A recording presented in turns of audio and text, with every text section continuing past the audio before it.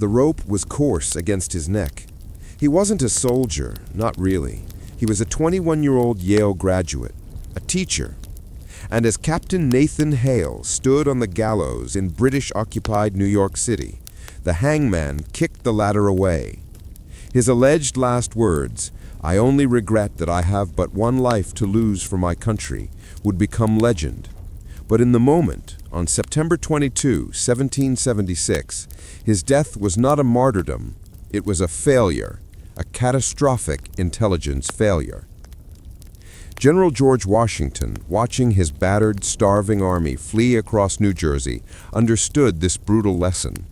He hadn't just lost New York, he had lost it blind. He had no information, no eyes inside the British stronghold. Hale's capture and execution proved that patriotic enthusiasm was no match for professional counterintelligence. Washington, the man history would paint as a stoic marble statue, was in reality a desperate pragmatist. He realized he could not win a conventional war. The British Army was a global superpower. His was a collection of farmers with pitchforks. If he was to win, he would have to win an entirely different war. A war fought not with cannons, but with whispers. A war of secrets, ciphers, and invisible ink. He needed more than just a spy. He needed a network. This is the true story of the ordinary citizens who built it, the Culper Spy Ring, and how their secret war saved the American Revolution. The man Washington chose for this impossible task was not a seasoned operative. He was a 24-year-old cavalry major named Benjamin Tallmadge. Tallmadge was brilliant, meticulous, and haunted. He had been Nathan Hale's classmate at Yale. Hale's death was not a political abstraction to him. It was the loss of a friend. He was determined not to make the same mistakes. Tallmadge knew that the key to success was secrecy so deep that even he would not know all the players. He would create a system of cutouts, agents who only knew the person immediately above or below them in the chain. If one was caught, they could not betray the others. His first and most critical recruit was a man from his own hometown of Setauket, Long Island, a quiet, unassuming farmer named Abraham Woodhull. Setauket was the perfect, terrible location. It was deep inside British-controlled territory, a hornet's nest of British regulars and ruthless loyalist militias. But it also sat directly across the Long Island Sound from Connecticut, which was still in Patriot hands. It was a gateway. Woodhull was terrified, and for good reason. He had already been arrested once by the British on suspicion of rebellious activities. He was a farmer, not a covert agent. But Tallmadge, in a secret meeting, pressed him. He didn't need a soldier. He needed a man who could watch and listen. Woodhull's farm gave him a legitimate reason to travel, to sell his produce, and most importantly, to visit New York City, the British headquarters. Reluctantly, Woodhull agreed. He was given a code name, Samuel Culper. The mission was simple and suicidal. He was to travel 55 miles on horseback from Setauket to New York, observe everything, which ships were in the harbor, how many troops were in the barracks, the morale of the soldiers, and then travel 55 miles back. But how to get the message out? Woodhull could gather the intelligence, but he was trapped on Long Island. This is where Tallmadge recruited his second key operative, Caleb Brewster. Brewster was Woodhull's opposite. Where Woodhull was cautious and nervous, Brewster was a brash, fearless whaleboat captain who genuinely hated the British. He knew every cove, current, and inlet of the Long Island Sound. The British called the Sound the Devil's Belt, a waterway swarming with their powerful warships. To Brewster, it was just his backyard. The system began to take shape. Gathering, Abraham Woodhull, or Culper, would travel to New York and gather intelligence. Transfer, he would return to Setauket and hide the message in a dead drop box on his property. Collect and transport, Caleb Brewster, under the cover of night, would row his whaleboat across the Sound, dodge British patrols, retrieve the message, and deliver it to Tallmadge on the Connecticut shore. Analyze. Tallmadge would then decode the message and ride 50 miles to Washington's headquarters. It was ingenious. It was also, as they soon discovered, fatally flawed. The journey was too long. By the time Woodhull rode to New York, returned, and the message got to Washington, the intelligence was often 2 weeks old. In war, 2 weeks old information is useless. Worse, Woodhull was beginning to panic. He was just a farmer. His repeated trips to the city were drawing suspicion, especially from the ruthless British intelligence chief, Colonel John Graves Simcoe. Woodhull's neighbors started watching him. He knew he was close to being discovered. He wrote to Tallmadge, his panic clear. "I'm afraid my person is too well known. I cannot continue." The ring was about to collapse. Tallmadge needed someone else. He didn't just need eyes near New York. He needed eyes inside it. And Abraham Woodhull knew just the man. His name was Robert Townsend, a 25-year-old Quaker merchant living in New York City. On the surface, Townsend was the worst possible choice. As a Quaker, he was a pacifist, opposed to all war. He was also part of a prominent Long Island family with divided loyalties. But Woodhull knew Townsend's secret. Beneath his quiet, neutral exterior, he despised the arrogance of the British officers who had taken over his city. In the summer of 1778, Woodhull met Townsend in secret. The pitch was simple. "You are already there. You don't have to do anything but listen." Townsend's cover was perfect. He was a partner in a merchant firm, which allowed him to interact with British officers and suppliers. Even better, he began writing as a society reporter for a loyalist newspaper. This gave him access to the highest-level British military functions and parties. The officers, arrogant and loose-lipped, would brag about troop movements and upcoming plans, never once suspecting the quiet young reporter taking notes. Townsend agreed on one condition. His identity must remain an absolute secret. Not even George Washington himself was to know his name. He became Samuel Culper, Jr. Abraham Woodhull became Culper, Sr. Now the chain was complete and devastatingly effective. Gathering. Townsend, or Culper, Jr., would listen in at coffee houses and military parties. Pass. The message would be passed to a courier, a trusted Long Island merchant named Austin Rowe, who would ride 55 miles, pretending to be on business, and hide it at Woodhull's farm. Woodhull, Culper Sr., would retrieve it. Caleb Brewster would run the whaleboat across the Sound. Tallmadge would deliver it to Washington. The ring was operational, but they still had the problem of security. What if a messenger was caught? Benjamin Tallmadge, the meticulous spy master, developed two solutions. The first was a code. He created the Tallmadge Code, a numerical substitution cipher for 763 key words and names. George Washington was 711. New York was 727. Robert Townsend was 723. A simple message like "Washington is in New York" became 711 is in 727. The second solution was pure genius, provided by Sir James Jay, a physician and brother of Founding Father John Jay. It was sympathetic stain, invisible ink. Townsend would write a seemingly mundane business letter. Between the lines of text about 20 casks of flour or a shipment of dry goods, he would use the first chemical, ferrous sulfate, to write his true report. The paper would appear blank. When Tallmadge received the letter, he would brush it with the second chemical, the reagent, and the secret words would magically appear.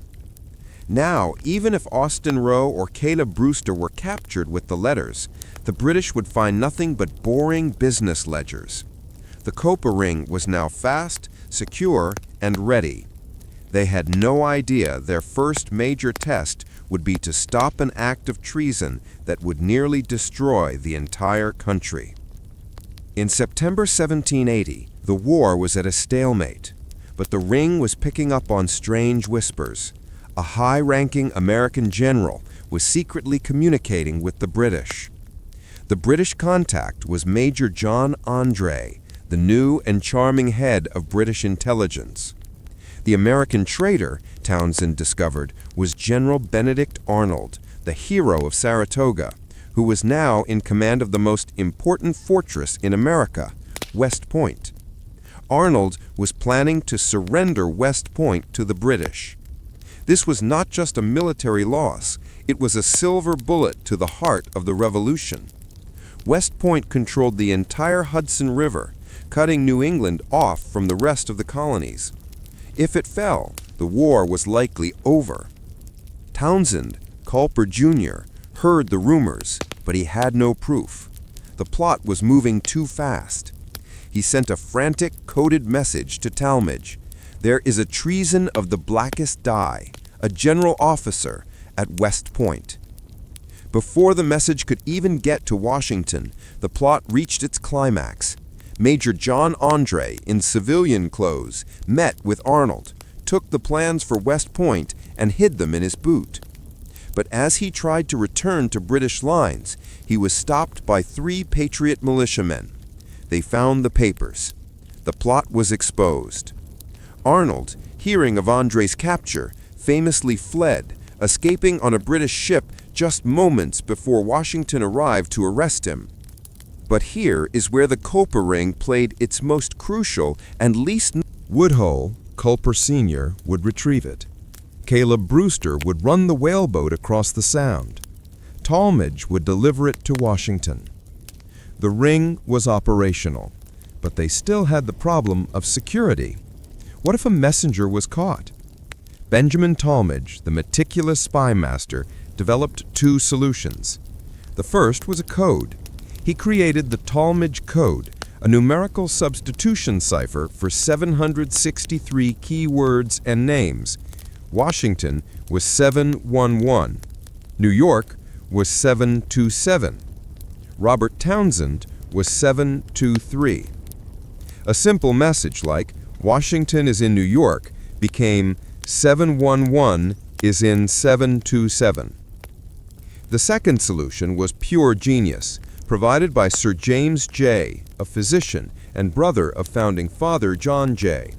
It was sympathetic stain, invisible ink. Townsend would write a seemingly mundane business letter. Between the lines of text about 20 casks of flour or a shipment of dry goods, he would use the first chemical, ferrous sulfate, to write his true report. The paper would appear blank. When Tallmadge received the letter, he would brush it with the second chemical, the reagent, and the secret words would magically appear. Now, even if Austin Rowe or Caleb Brewster were captured with the letters, the British would find nothing but boring business ledgers. The Culper Ring was now fast, secure, and ready. They had no idea their first major test would be to stop an act of treason that would nearly destroy the entire country. In September 1780, the war was at a stalemate, but the Ring was picking up on strange whispers. A high-ranking American general was secretly communicating with the British. The British contact was Major John Andre, the new and charming head of British intelligence. The American traitor, Townsend discovered, was General Benedict Arnold, the hero of Saratoga, who was now in command of the most important fortress in America, West Point. Arnold was planning to surrender West Point to the British. This was not just a military loss, it was a silver bullet to the heart of the Revolution. West Point controlled the entire Hudson River, cutting New England off from the rest of the colonies. If it fell, the war was likely over. Townsend, Culper Jr., heard the rumors, but he had no proof. The plot was moving too fast. He sent a frantic coded message to Tallmadge. There is a treason of the blackest dye, a general officer at West Point." Before the message could even get to Washington, the plot reached its climax. Major John Andre, in civilian clothes, met with Arnold, took the plans for West Point, and hid them in his boot. But as he tried to return to British lines, he was stopped by 3 Patriot militiamen. They found the papers. The plot was exposed. Arnold, hearing of Andre's capture, famously fled, escaping on a British ship just moments before Washington arrived to arrest him. But here is where the Culper Ring played its most crucial and least known role. Major John Andre was captured, but the American High Command had no idea how deep the plot went. They didn't know who his contacts were. Washington turned to his spy master. Benjamin Tallmadge was put in charge of guarding the captured Major Andre, and when Tallmadge searched Andre's belongings, his blood ran cold. He found a coded message. He recognized the handwriting instantly. It was from Samuel Culper, Jr. Robert Townsend, the spy in New York, had also been feeding information to Major Andre. Tallmadge was faced with an impossible choice. Was his top agent a double agent? Was the entire Culper Ring a deception? He examined the letter. It was coded, but it contained information that was slightly off. It wasn't the ring's real code. He realized the truth. Townsend, to build his cover as a loyalist-leaning merchant, had been feeding the British low-level, semi-truthful intelligence, all while sending the real high-value intelligence to Washington. He was playing both sides. But now Andre knew Townsend. If Andre was exchanged, as the British desperately wanted, he would return to New York and immediately hang Samuel Culper, Jr. The ring would be destroyed. Tallmadge knew what had to be done. He ensured Major John Andre was tried as a spy, not a soldier, ensuring he would be hanged, not exchanged.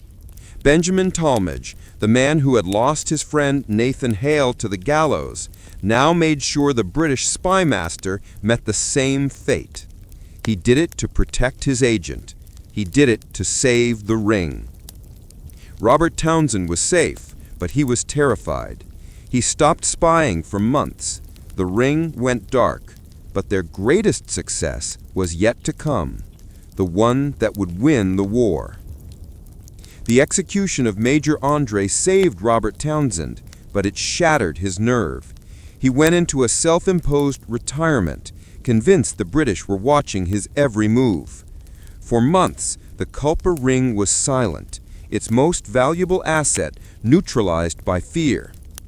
Abraham Woodhull, Culper Sr., was also reaching his breaking point. His farm in Setauket was under constant watch by loyalist neighbors. He couldn't move without drawing suspicion. The ring needed a new link, someone local who could move freely and handle the messages without suspicion. This is where one of the most mysterious figures in American intelligence enters the story, Agent 355. Her true name is lost to history. The 355 was derived from the Tallmadge Code. It was their cipher for the word lady. She was, according to the few fragments of correspondence that mention her, a woman of high standing in New York, likely from a prominent loyalist family. This was her cover and her power. She was invisible in plain sight. While Townsend hid, Agent 355 moved within the highest circles of British. By the spring of 1781, the revolution was on life support. The continental dollar was worthless. The army hadn't been paid in months and was on a brink of mutiny. The British held New York, Charleston, and Savannah. Washington's only hope was the French. A massive French fleet under the command of Admiral de Grasse was sailing from the West Indies. A French army under General Rochambeau was already in America. They had one final shot to break the British. But where? Washington and Rochambeau had a plan, a massive combined assault on the British stronghold of New York City. To plan this attack, Washington needed one thing: intelligence. he sent a desperate plea to Benjamin Tallmadge, "Wake up the Culper Ring." Tallmadge rode to Setauket and met with a still terrified Abraham Woodhull. He convinced him, and in turn Woodhull convinced Robert Townsend to restart their operations for one final, critical mission. They had to know everything about the British defenses in New York. Reluctantly, Townsend, Culper Jr., went back to work. He reactivated his sources, walked the docks, and listened in the coffee houses. In July 1781, he compiled his masterpiece, a comprehensive 9-page report detailing the exact number of British and Hessian troops in New York, their fortifications, and, most critically, the status of the British Navy. The report, written between the lines of a business ledger, was smuggled out by Austin Roe, rowed across the Sound by Caleb Brewster, and delivered to Tallmadge, who raced it to Washington's headquarters. When Washington read it, his heart sank. The news was disastrous. The British fortifications were far stronger than he had imagined. Worse, Townsend reported that the British had just received thousands of reinforcements. A direct assault on New York would be a bloody suicide. The plan was dead. Washington was in despair. His entire strategy had just evaporated. But then, a few days later, another dispatch arrived. It was not from the Culper Ring. It was from the South. The British General Cornwallis, after a bruising campaign in the Carolinas, had moved his entire Southern army to a small port town called Yorktown in Virginia. Washington, holding Townsend's report in one hand and the news of Cornwallis in the other, suddenly saw a new, audacious, and incredibly risky path to victory. He couldn't take New York. But what if he didn't have to? What if he took the entire combined Franco-American army and secretly marched it 400 miles south to Virginia? What if he could trap Cornwallis at Yorktown? The plan was brilliant, but it had one fatal flaw: Sir Henry Clinton, the British commander-in-chief in New York. If Clinton realized Washington was moving his army, he could do one of two things, both catastrophic: send his own army south to reinforce Cornwallis, crushing the Americans between them, or take advantage of Washington's absence and march out of New York, recapturing Philadelphia and ending the war. Washington's entire gamble rested on one thing: deception. He had to make Sir Henry Clinton believe, beyond any doubt, that the Franco-American army was still preparing to attack New York. He needed his spies. Washington's orders to the Culper Ring changed immediately. Their new mission was no longer to gather intelligence, it was to plant disinformation.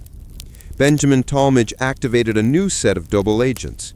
These agents allowed themselves to be captured, carrying fake battle plans for an attack on New York. Washington had his troops build huge brick bread ovens in New Jersey, visible from New York, suggesting a long siege was being prepared. He had his men openly scout the defenses of Staten Island. But the most important channel was the Culper Ring itself. Robert Townsend began feeding his British contacts carefully crafted intelligence about the coming assault. He confirmed the rumors. He spoke of French troops preparing landing craft. He did everything he could to paint a picture of an imminent invasion. Sir Henry Clinton, a cautious and arrogant man, took the bait. He trusted his sources. He trusted the reports from the quiet Quaker merchant, Culper Jr. He pulled his troops back, fortified his positions, and waited for an attack that would never come. On August 19, 1781, Washington began the march. Thousands of French and American soldiers quietly slipped away from their camps around New York and began the long, dusty trek south. They marched quickly, often at night. All the while, the Culper Ring kept up the illusion. They sent messages to Tallmadge, who intentionally let some of them be intercepted by the British. The messages spoke of final preparations and feigned movements to the south to cover the real attack on New York. It worked. By the time Sir Henry Clinton realized he had been tricked, that the bread ovens were a sham, the battle plans were fakes, and his best spy was a traitor, it was too late. Washington and Rochambeau were already in Philadelphia, halfway to Virginia. On September 28, 1781, the Allied armies, backed by the French fleet under Admiral de Grasse, who had successfully blockaded the Chesapeake Bay, laid siege to Cornwallis at Yorktown. Robert Townsend's final and perhaps greatest service came now. He sent an urgent dispatch. Clinton was finally loading a massive fleet in New York with 7,000 relief troops to save Cornwallis. That dispatch lit a fire under Washington. He didn't have time for a long siege. He had to break Cornwallis now. He ordered a final, relentless bombardment and a daring nighttime assault that captured the last British defenses. On October 19, 1781, trapped by land and sea, Lord Cornwallis surrendered his entire army.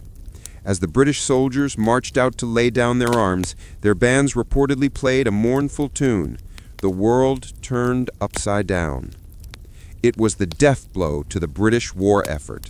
The victory at Yorktown, a victory made possible by a 400-mile deception, would lead directly to American independence. And that deception was built on the foundation of secrets laid by the Culper Ring. Epilogue: The Secret Keepers. After the war, the ring vanished. Their secrecy, which had been their greatest weapon, continued into peacetime. Benjamin Tallmadge became a congressman, but he never publicly spoke of his agents. Caleb Brewster, the daredevil whaleboat captain, returned to Long Island and became a farmer. Abraham Woodhull, Culper Sr., lived out his days on his farm in Setauket, forever haunted by the paranoia of his spy years. And Robert Townsend, Samuel Culper Jr.? He returned to New York City and became a successful merchant. He never married. He never told a single person, not his family, not his friends, what he had done. He took his secret to the grave. The Culper Spy Ring was so successful at being invisible that history itself forgot them. For over 150 years, no one knew the identity of Samuel Culper Jr.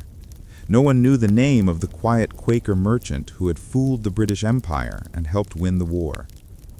His identity was only discovered in 1930, when a historian named Morton Pennypacker, following a trail of faded letters and account books in the Townsend family home, matched the handwriting of Culper Jr. to Robert Townsend's old business ledgers. The greatest spies of the American Revolution had not been soldiers. They were a farmer, a merchant, a whaleboat captain, and an unknown woman who gave her life. They were ordinary citizens who, armed with invisible ink and incredible courage, fought a secret war and won. The air was sharp with the smell of wet gunpowder and celebratory bonfires. From the docks of the East River, Robert Townsend watched the last of the British warships, their sails like white ghosts against a bruised purple sky, slip past the Narrows and disappear into the Atlantic. It was over. For 7 years, this city had been a cage, his home, a garrison of 60,000 enemy soldiers. Now it was free. All around him, New Yorkers were weeping, cheering, and firing muskets into the air. Church bells, silent for years under British martial law, pealed with a frantic, joyful noise. Townsend, standing in the shadow of a warehouse, felt nothing. Only a deep, cold hollowness. He pulled his Quaker gray coat tighter. At 30 years old, he felt ancient. He watched a group of Continental soldiers, lean, scarred men in ragged blue coats, march up Broadway, their boots striking the cobblestones. People threw flowers at them. Women rushed to kiss them.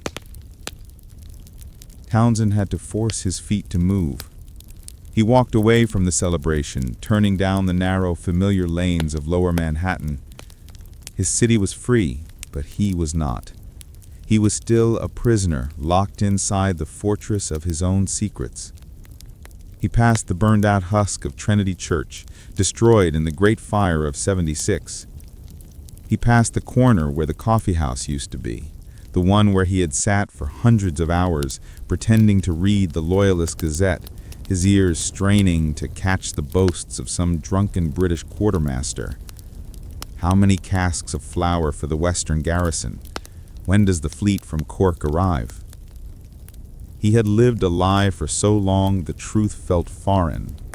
He was Samuel Culper Jr., the phantom who had haunted the British High Command. He was also 723, a number in a code book. And he was Robert Townsend, the mild-mannered merchant, the quiet reporter. Who was he now? He reached his family's old merchant shop. It was boarded up, the sign faded. He ran a hand over the splintered wood. Inside, in a hidden compartment beneath the floorboards, was his ledger. Not the one for sales, but the real one. The one with the invisible ink, the lists of British regiments, the reports on their fortifications. His first instinct was to burn it, to destroy every last trace of Culper. A voice called his name. "Robert! Robert Townsend! By God, is that you?" He turned.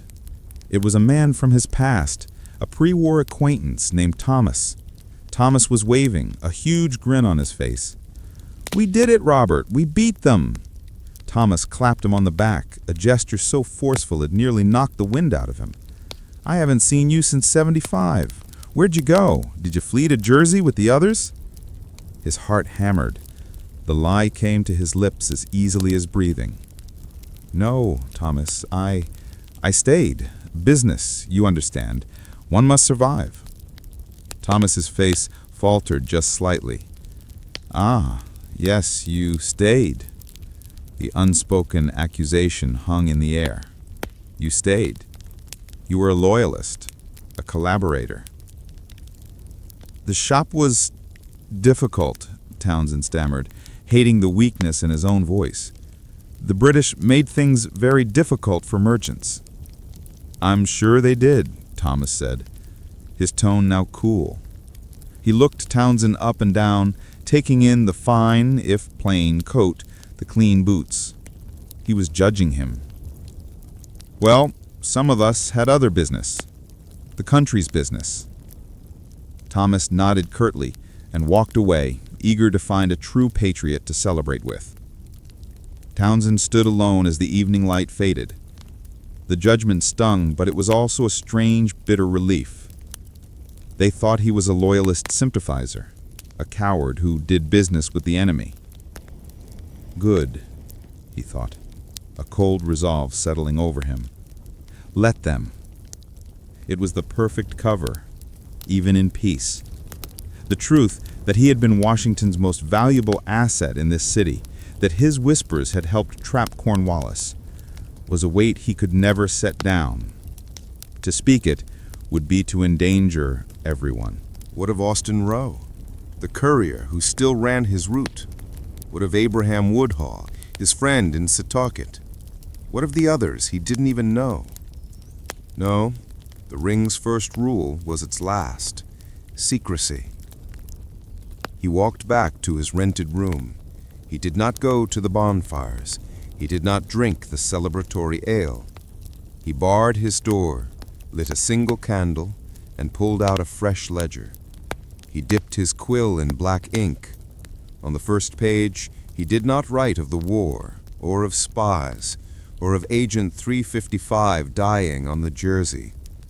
He wrote, December 1st, 1783. Received 10 barrels of West Indies molasses. Robert Townsend, the merchant, was back in business. Samuel Culper Jr. was dead and buried, and Robert Townsend, the man, would be the only one to guard his grave. The tavern was called the Grapes, and it smelled of sour ale and wet wool. Outside, a miserable autumn rain hammered the dirt road. Captain Nathan Hale, 21 years old and trying desperately to look like a traveling Dutch schoolmaster, hunched over a cup of cider. He was a terrible actor. His plain brown suit felt like a costume. His Yale education, his commission in the Continental Army, his natural confidence, all of it was useless here. He was alone, 50 miles inside the lion's den, and he was terrified. For a week, he had been walking the British-occupied shores of Long Island, sketching their fortifications, noting the number of cannons, the placement of sentries. The work was clumsy. He had been stopped twice by patrols. He had escaped both times only by affecting a bumbling academic air that, he was beginning to realize, wasn't much of an affectation. Now all he had to do was get back. His boat was supposed to meet him here. The tavern door opened, and a large man strode in, shaking the rain from his heavy green coat.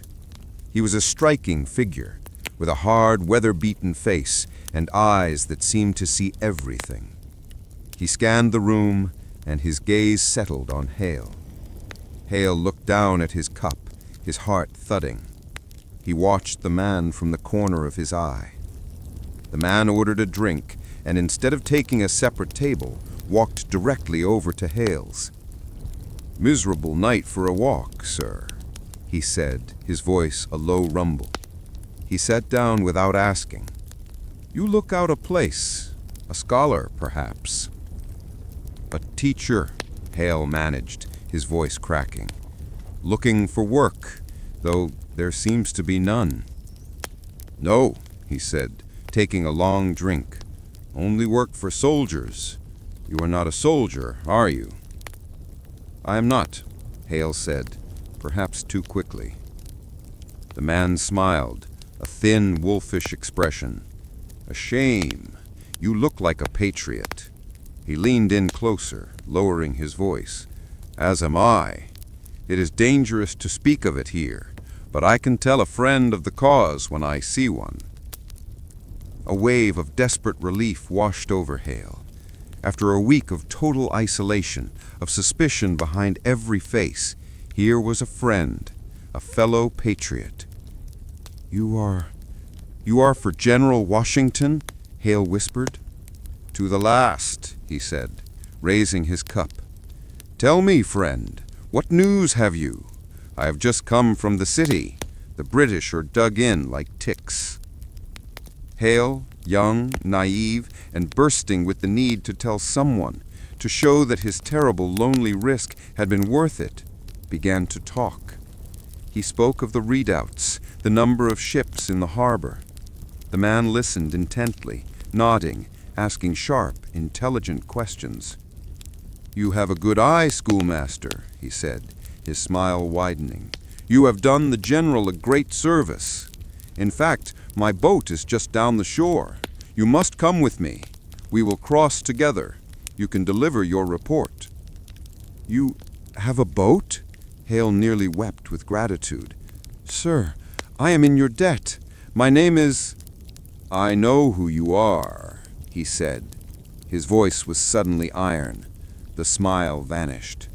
"You are Captain Nathan Hale of the 19th Regiment of Foot, and I am Major Robert Rogers."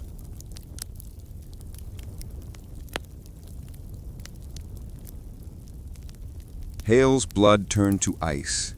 Robert Rogers, the most famous frontier ranger in the colonies, the man who had perfected the art of scouting and irregular warfare, and now a ruthless loyalist commander. Two soldiers who had been sitting by the fire stood up. Rogers put a heavy hand on Hale's wrist. "You are under arrest for espionage." Hale didn't even try to run. He looked at the man who had played him so perfectly. He wasn't just a poor actor. He was a fool. The soldiers searched him. They found the papers in his boots, the damning sketches of British defenses. They found his Yale diploma in his bag, with his real name and rank on it. Rogers looked at the papers, and then at Hale, with something almost like pity. You should have stayed a schoolmaster, son. There was no trial. Spies caught in civilian clothes were not soldiers. They were criminals, entitled to nothing. General William Howe, the British commander, was headquartered in the elegant Beekman House overlooking the East River. He had just finished breakfast when they brought Hale to him. He barely looked up. The evidence was laid on his mahogany desk. "You admit to this?" Howe asked, bored. "I do," Hale said. He had not slept. He was stained with mud, but his voice was clear. He had found his courage, too late. "I am a captain in the Continental Army. I was performing my duty." "Your duty," Howe said, "is to hang. You will be executed at 11 o'clock. Remove him." Hale was taken to a stone cell. He asked for a clergyman. Denied. He asked for a Bible. Denied. He was given paper and a quill to write letters to his mother and to his brother. He wrote for an hour, pouring his heart onto the pages. When he was finished, he handed them to the man in charge of his execution, the provost marshal, William Cunningham. Cunningham was a notoriously cruel man who despised the rebels. He read the letters, his lip curling.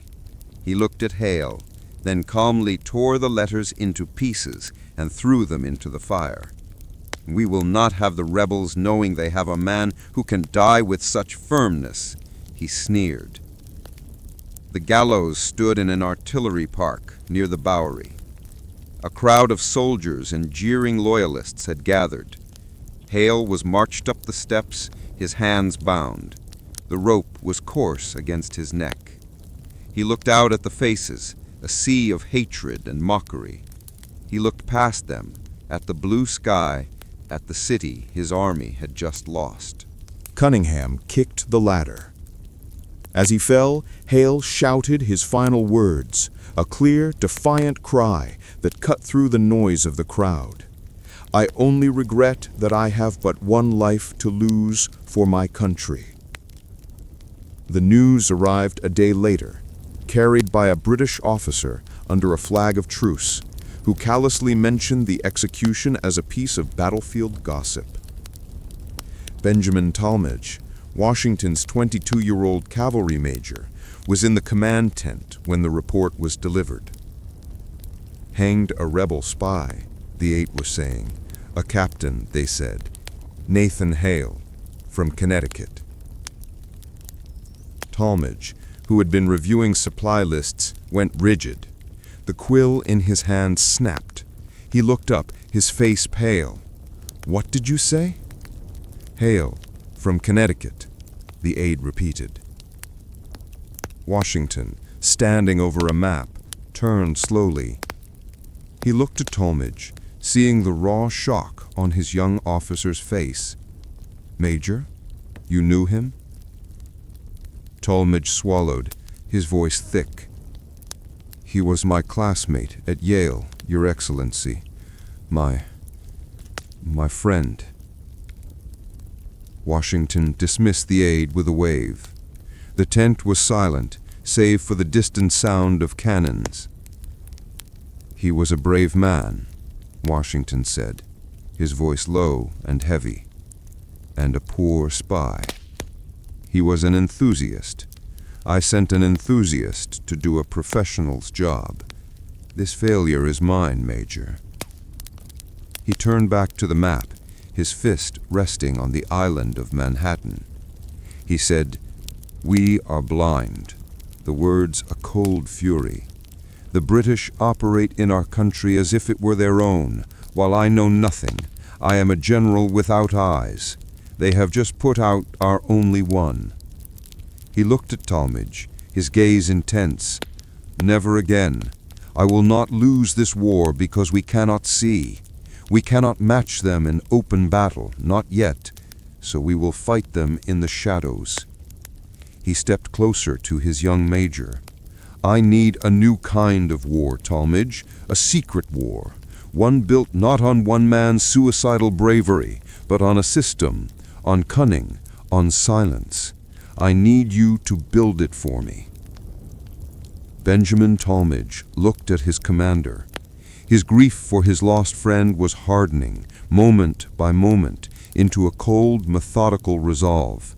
He would not fail his friend or his general. "I will build it, sir, and the British will never see us coming." The carriage ride from Connecticut to Setauket was a journey into the heart of enemy territory. Major Benjamin Tallmadge, now out of his cavalry uniform and dressed in the drab, unassuming clothes of a merchant, felt the oppressive weight of British control with every mile. This was his home. He had grown up here, ridden these roads, and knew every family. Now it was a foreign land. Red-coated sentries stood guard at every crossroads. His carriage was stopped 3 times. At each stop, he presented his forged papers identifying him as a merchant permitted to travel, with a calm, steady hand he did not feel. His friend Nathan Hale had been caught by being naive. Tallmadge would be caught only by force. His destination was Bevan's Tavern, a quiet wood-paneled room now filled with loyalist militia members drinking loudly. Tallmadge ignored them, taking a small table in the back.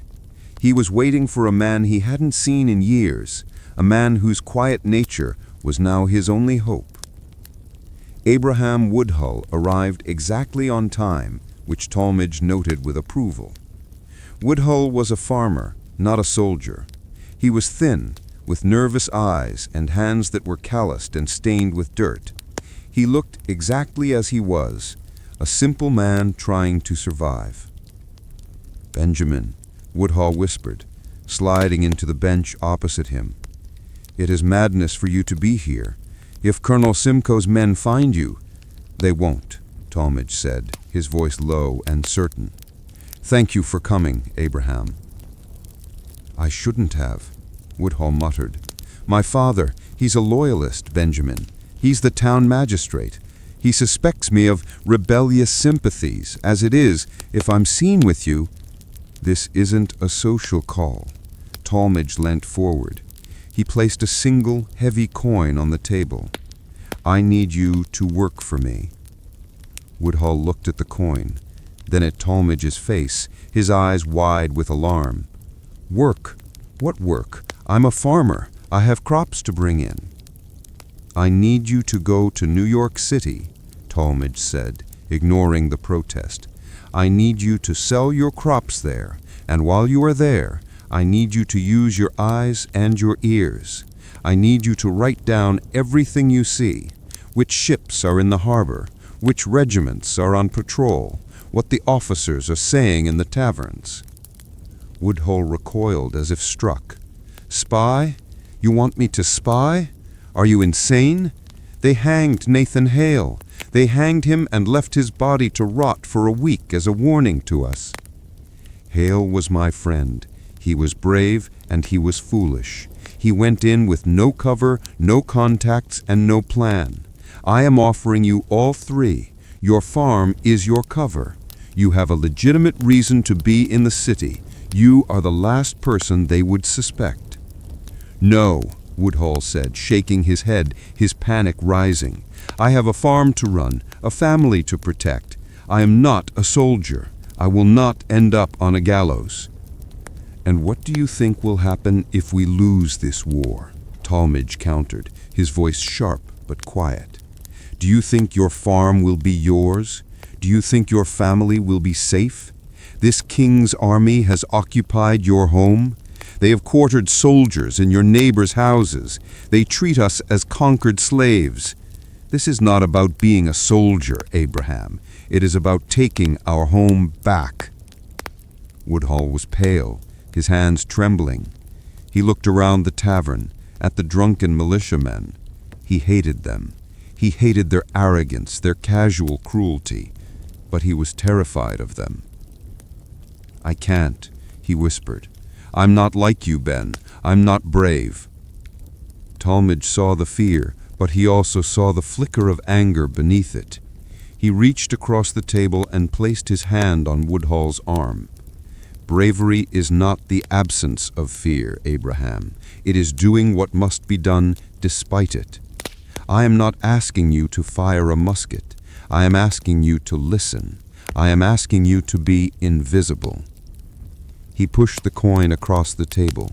"You will be paid, well, for your time, for your expenses, and for your risk." Woodhull stared at the coin. It represented more money than he'd seen in a month. It meant he could buy seed, repair his fence, feed his family through the winter. But it was also a contract, signed in blood. Slowly, his dirt-caked fingers closed around the coin. He said, "What do I do?" he breathed. "You will go to New York City," Tallmadge said, a quiet victory in his eyes. "You will observe. You will write it down, and in 1 week you will find a way to get that message back to me. You are now Samuel Culper. It's a name from Culpeper County, Virginia. It means nothing. It's safe." "Samuel Culper," Woodhull repeated. The name felt strange and heavy in his mouth. "Welcome to the war, Mr. Culper."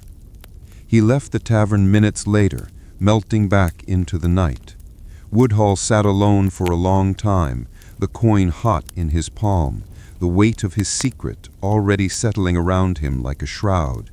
He had just agreed to a task that would almost certainly get him killed. The horse was a plodding, unremarkable farm animal, and Abraham Woodhull was a plodding, unremarkable farmer.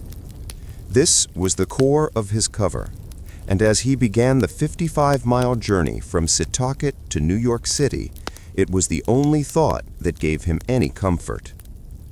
It was a lie. Every footfall of the horse on the frozen, rutted road was a drumbeat of terror. 55 miles, through countless British checkpoints, past roving patrols of loyalist militia, men who knew this land as well as he did, men who would delight in catching a rebel spy. He had his pass, signed by a British quartermaster, giving him permission to sell his winter vegetables, turnips, potatoes, and cabbages, at the market in New York City. The pass was real, obtained through a simple and costly bribe, but it felt like a target pinned to his chest. When he reached the checkpoint at Jamaica Pass, a red-coated sentry, barely 20 years old and shivering with cold, looked at his papers. The boy's eyes were blank, his face chapped raw by the wind. "Setauket? That's a long ride for a few turnips, farmer," the soldier said, his voice laced with a bored English accent. Woodhull's heart was a cold stone in his throat. He forced a shrug, mimicking the weary subservience the British had come to expect. "The army pays in coin, sir, not like the locals. A man must feed his family." The soldier grunted, handed the pass back, and waved him on. "God save the king." "God save the king," Woodhull replied, his voice hoarse. He did not relax. That was just one. There would be more. For 2 days he rode, sleeping in the cold barn of a distant cousin he wasn't sure he could trust. Every shadow held a musket. Every distant shout was an alarm. When he finally saw the city, or what was left of it, he almost turned back. The great fire which had swept through the city just 3 months earlier had turned nearly a quarter of it into a jagged, charred wasteland. The spire of the burned-out Trinity Church was a black finger pointing to a gray sky. The rest of the city was an armed camp. Redcoats were everywhere. Hessian mercenaries, with their frightening mustaches and towering brass-fronted caps, patrolled the streets. The harbor was a forest of masts, the massive floating fortresses of the Royal Navy riding at anchor. His mission was to see this, and he was seeing it, but now he had to make sense of it. He spent the first day at the market, genuinely selling his vegetables. It was the easiest part. He listened. The women at the stalls complained. The price of bread was criminal. The soldiers were arrogant. Firewood was scarce.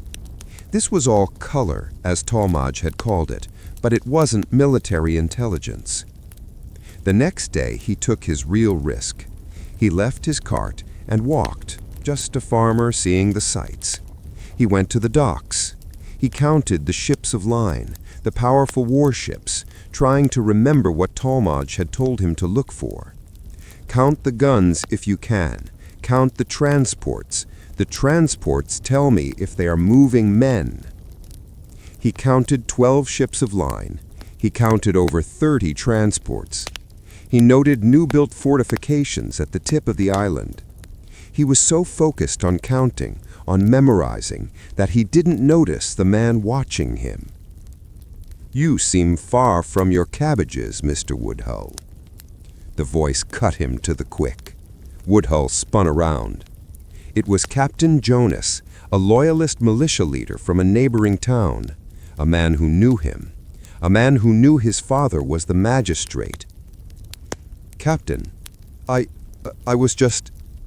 "Just what?" "Counting the king's ships? An odd hobby for a turnip farmer." Woodhull's heart was a cold stone in his throat. He forced a shrug, mimicking the weary subservience the British had come to expect. "Hobby," spat Woodhull, finding an indignant voice he didn't know he possessed. "I'm looking for the quartermaster's office. I was told to bring my wagon of firewood to the docks for transport. I've been here for an hour, and no one knows where I'm supposed to be. I'm wasting a full day." Jonas was taken aback by the farmer's sudden burst of irritation. This wasn't the stammering of a spy. This was the believable complaint of a merchant being given the runaround by the army. Jonas grunted. "The quartermaster's office is on Broad Street, you fool. Not here. Now get off the docks. This is a military zone." "My apologies, Captain," Woodhull said, touching his hat with a shaking hand. He turned and walked away, not running, forcing his legs to move at a steady, angry pace until he turned the corner. Then he leaned against the brick wall, gasping for air, slick with a cold sweat. He had his information. Now he just had to survive the 55-mile ride back. He arrived in Setauket 3 days later, half dead from exhaustion and fear. He stumbled into his barn, locked the door, and, by the light of a single lantern, wrote down everything he had memorized. The 12 ships, the 30 transports, the new earthenworks, and the name of the Hessian regiment he had heard an officer mention. He sealed the letter. Now, to deliver it. Tallmadge's plan was for Woodhull to get the message to him in Connecticut. But how? Woodhull couldn't leave the island again so soon.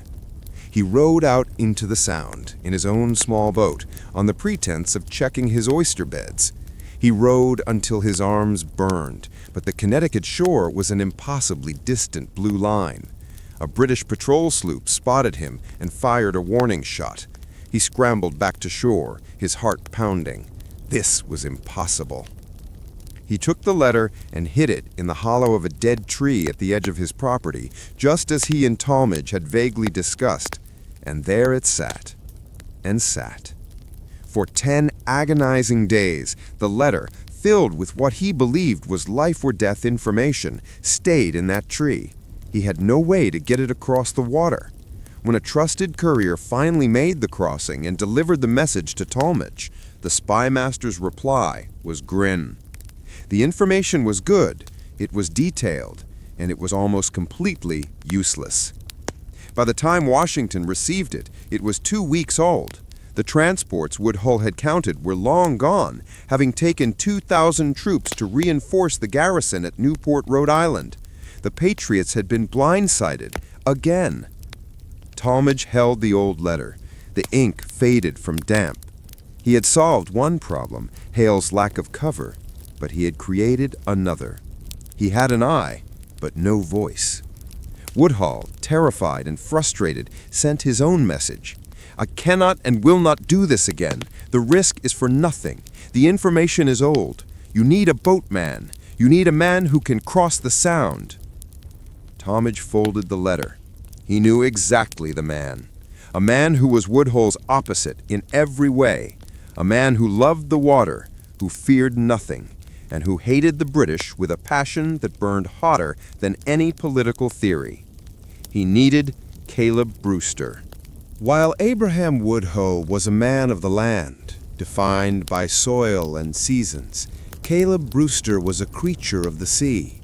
He was 29, powerfully built, with hands that looked less like flesh and more like cured leather from years of hauling ropes and oars.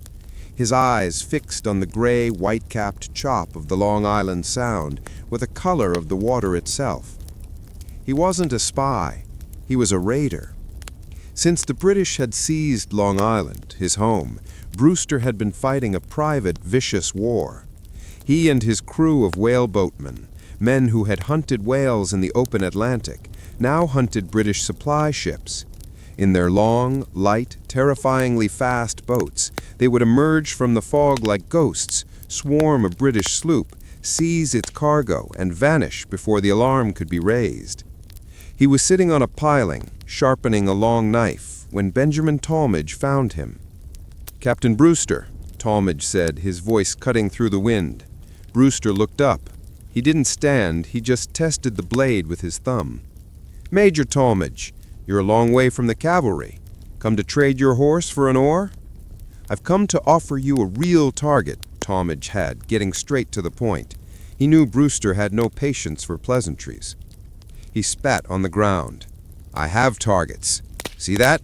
He pointed with his knife toward the horizon. "That's Long Island. It's crawling with targets. Redcoats, Hessians, and worse. Tory neighbors who'd sell their own mother for a shilling."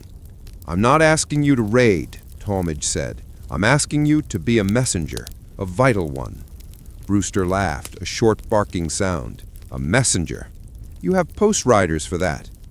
"My post rider needs to cross the Sound, at night, in all weather, and he needs to do it without being seen by the entire Royal Navy." He locked eyes with him. "He needs to be you." Brewster's amusement faded. He finally stood up, sheathing his knife. He was taller than Tallmadge and broader. "You want me to cross the Devil's Belt on a schedule? You know what's out there? The HMS Swan, the Halifax? They have gun crews that'll blow a whaleboat to splinters just for target practice. And your boat is the fastest thing on the water. They can't hit what they can't catch."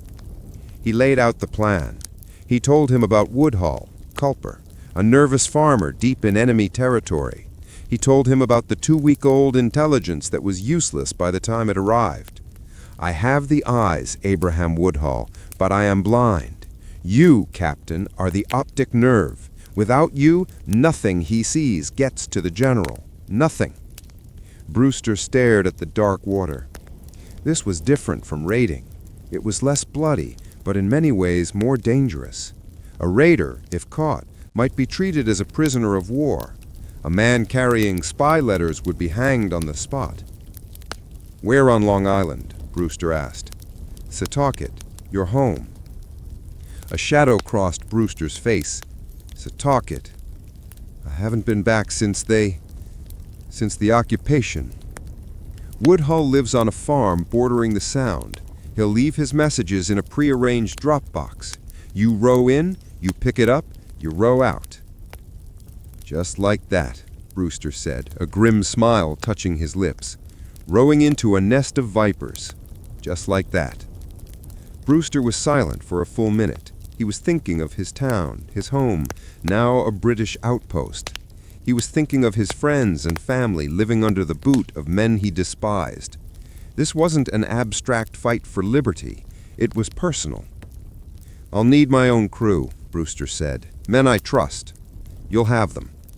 And I'll need cannon, a small one, mounted on the bow. If I can't outrun them, I'll fight them." Tallmadge nodded. "Done." "Good," Brewster said. He picked up a coil of rope. "When's the first run?" The night was moonless, a perfect inky black. Brewster's whaleboat, its hull painted dark gray, cut through the water with almost no sound. The 6 oars, wrapped in thick cloth, a technique called muffling, dipped and pulled with a silent, powerful rhythm. Brewster was at the tiller, his eyes straining against the darkness. They were in the middle of the Sound, the most dangerous part of the crossing. Somewhere in the blackness to their left was the HMS Swan, a British warship on blockade duty. "Easy," Brewster whispered to his men. "Listen."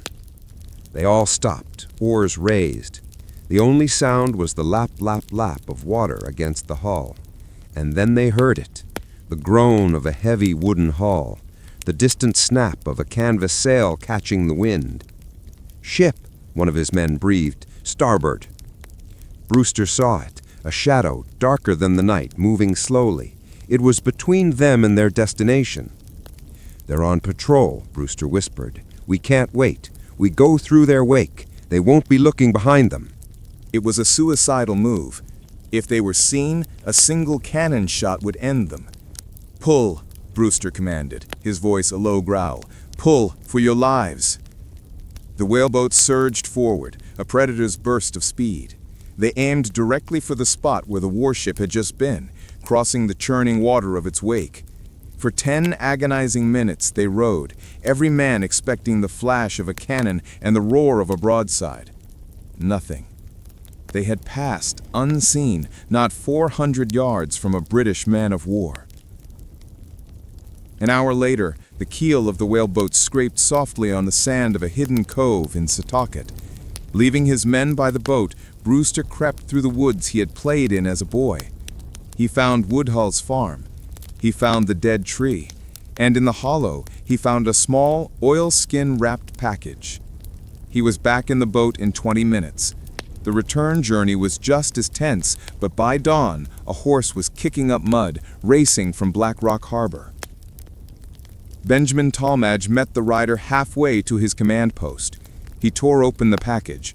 He read the report, his eyes scanning the new intelligence from Woodhull. British ships loaded with supplies were preparing to sail for Newport. Tallmadge smiled. The letter was 1 day old. He turned to his aide. "Find me General Parsons. Tell him we know the enemy's shipping route, and tell him I have a whaleboat captain who can guide his attack boats." The ring was no longer just a listening post. It was now a weapon. The system worked, but it was brutal. For over a year, Abraham Woodhull lived a life of fractured terror.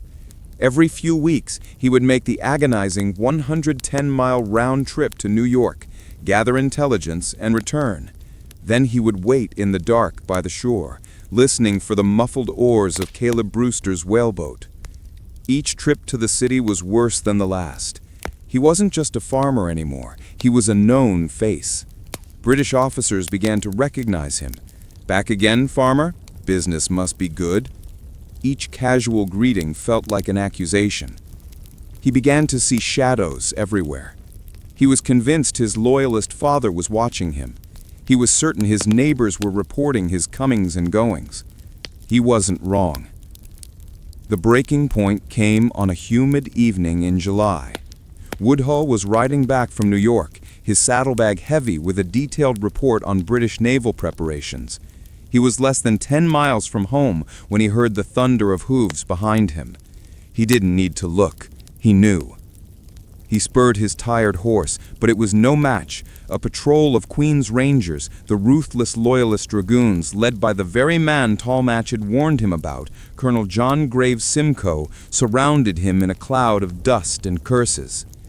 "Well, well, Farmer Woodhull," Simcoe said, his voice a smooth, polite monotone that was more frightening than any shout. "You are far from your fields, and in a great hurry." "Colonel," Woodhull gasped, trying to control his horse, which was terrified by the dragoons. I was in New York, selling my produce." "Your produce," Simcoe mused, circling him on his large black charger. "You are the most industrious farmer I have ever met, sir. Always on the road. Tell me, what is the price of treason in the city this week?" "I don't know what you mean, sir." "Search him," Simcoe ordered. A dragoon grabbed Woodhull's saddlebag. Woodhull knew he was dead. The report was inside, plain as day. The gallows Hale died on flashed before his eyes. The dragoon pulled out a few coins, a half-eaten loaf of bread, and nothing else. Woodhull stared, his mind blank. The report, where was it? Then he remembered. At the last minute, crippled by a wave of paranoia, he hadn't put the report in his bag.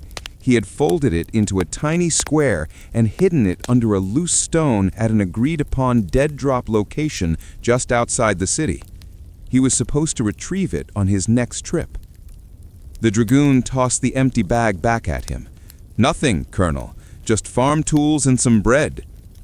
Simcoe stared at Woodhull, his eyes cold and assessing. He knew, with a predator's instinct, that something was wrong, but he had no proof. "You are a lucky man, Mr. Woodhull," Simcoe said softly. "Your family's loyalty is the only thing keeping you from a military prison. Go home and stay there. If I see you on this road again, I will not be so courteous."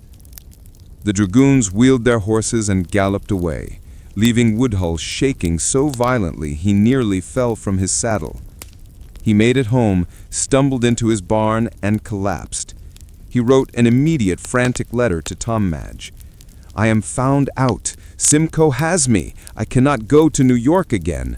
I am a dead man. The mission is over. Find someone else. I cannot." He gave the letter to Brewster on his next run. Benjamin Tallmadge read the letter with a sinking heart. He had pushed his best man too far. Woodhull was broken. The ring's primary source of intelligence was gone. The entire system had just collapsed. He couldn't just find someone else. He needed someone trusted. He needed someone who could live inside New York City, not just visit it. Someone who could move in society, who could listen without raising suspicion. He rode to Setauket himself, a dangerous trip, to meet Woodhull in secret. "I can't do it, Pen," Woodhull whispered, his face aged 10 years. They were meeting in the dead of night, in a ruined shed miles from town. "I am finished." "You are," Tallmadge agreed, surprising him.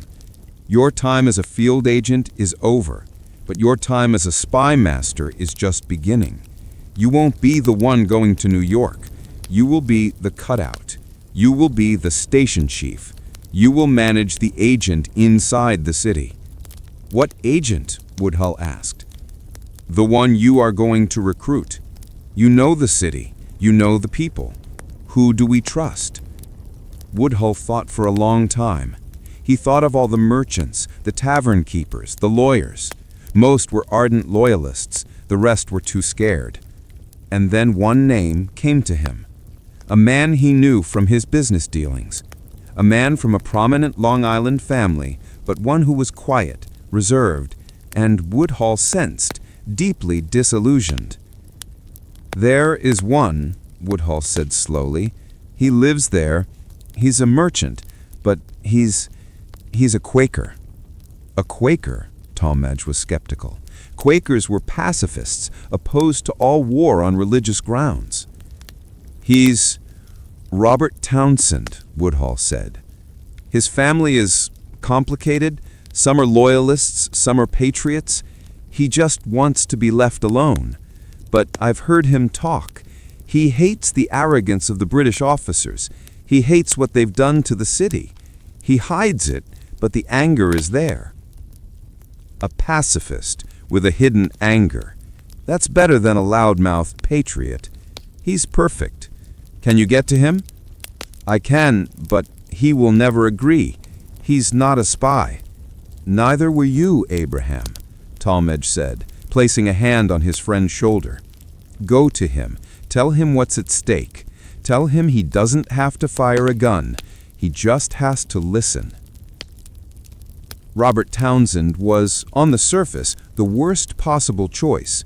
He was 25, part owner of a small merchant firm, and deeply committed to his Quaker faith's neutrality. Woodhull met him at a crowded coffee house, the hub of business and gossip. "Abraham," Townsend greeted him, his voice calm and level. "It is a surprise to see you. I heard you had trouble on the road." "The roads are dangerous," Woodhull said. He sat down. He wasted no time. "Robert, I am here to ask you for help, not for me, for General Washington." Townsend's posture stiffened. He looked around, his eyes portraying a flash of alarm. "Abraham, you know my principles. I do not hold with this war. It is a tragedy brought on by violent men on both sides. And while you remain neutral, one side is winning. They are quartering soldiers in your neighbors' homes. They are seizing property. They have turned this city into a prison. Your neutrality is a luxury they allow you, for now." "What would you have me do?" Townsend asked, his voice cold. "Join the rabble in New Jersey? Fire a musket?" "No," Woodhull said. "I would have you sit right here, in this coffee house, and listen. I would have you continue your business and listen. I would have you, a man no one suspects, simply keep your ears open, and then, once a week, write down what you hear." Townsend was silent. He was a man of deep, quiet conviction. He truly did hate the war, but he also hated the injustice he saw every day. The arrogance of the red-coated officers who demanded goods from his shop and never paid. The casual cruelty of their patrols. "This is espionage," Townsend said flatly. They hang men for this." "They do," Woodhull said, his voice steady. "They hanged a man named Nathan Hale for it, and they will hang me if I am caught.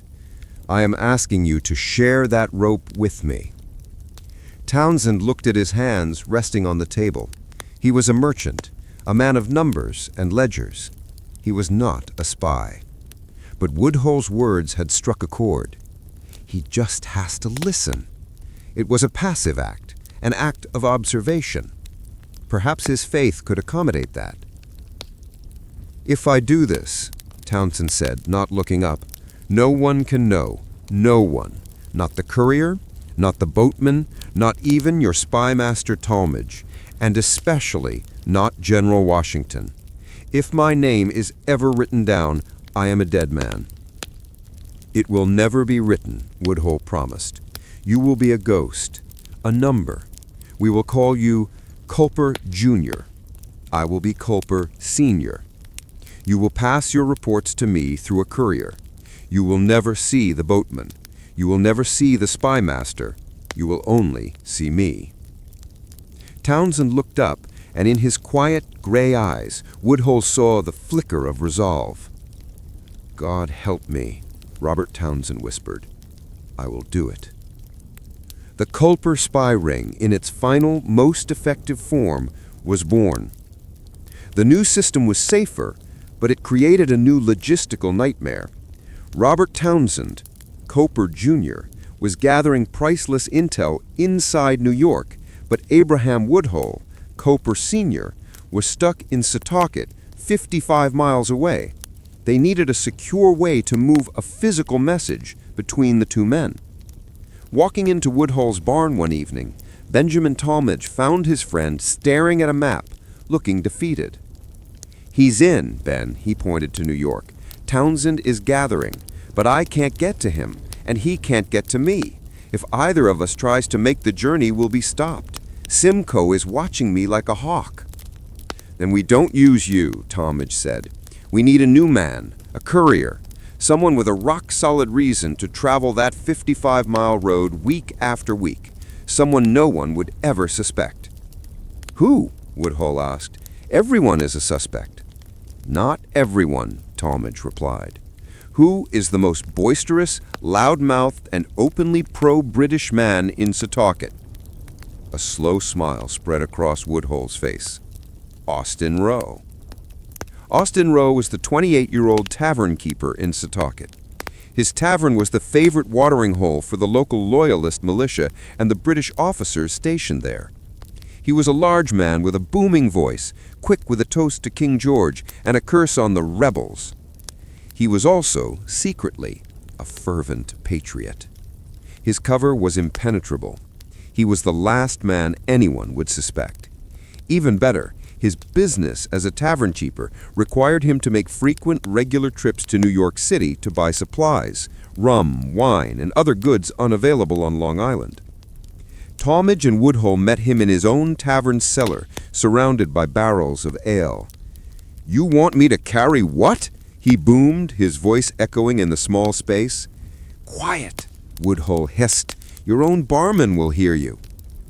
"Carry spy letters," Rowe whispered, his eyes wide open with a mixture of terror and excitement. "Right under their noses, all the way to the city." "And back," Tallmadge said. "You will be the link. You'll pick up from Townsend in New York, hide the message, and ride it back 55 miles to Abraham. You'll drop it in his pasture. You two will never even have to speak."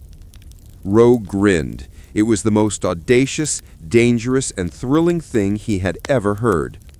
"What if I'm searched?" "That," Tallmadge said, pulling 2 small bottles from his coat, "is where the true war begins." He placed them on a barrel. One contained a clear liquid, the other a brownish one. "This is a gift from Sir James J., a physician in London. He calls it a sympathetic stain. We call it invisible ink." He demonstrated. He wrote a piece of paper with a quill dipped in the first bottle, ferrous sulfate. The liquid dried instantly, leaving the paper completely blank. "Now you're searched," Tallmadge said, handing the blank paper to Rowe. "What do they find?" "Nothing," Rowe said, amazed. Tallmadge then took the paper back and lightly brushed it with a sponge dipped in the second bottle, the reagent. Like magic, dark brown writing appeared on the page. "This," Tallmadge explained, "is what Townsend will use to write his real report. On the same paper, he will write a normal business letter, an invoice for flour, a receipt for goods. The British can read that all day. The real message is written between the lines, invisible to their eyes." This was the system. Townsend, Culper Jr., gathers intel.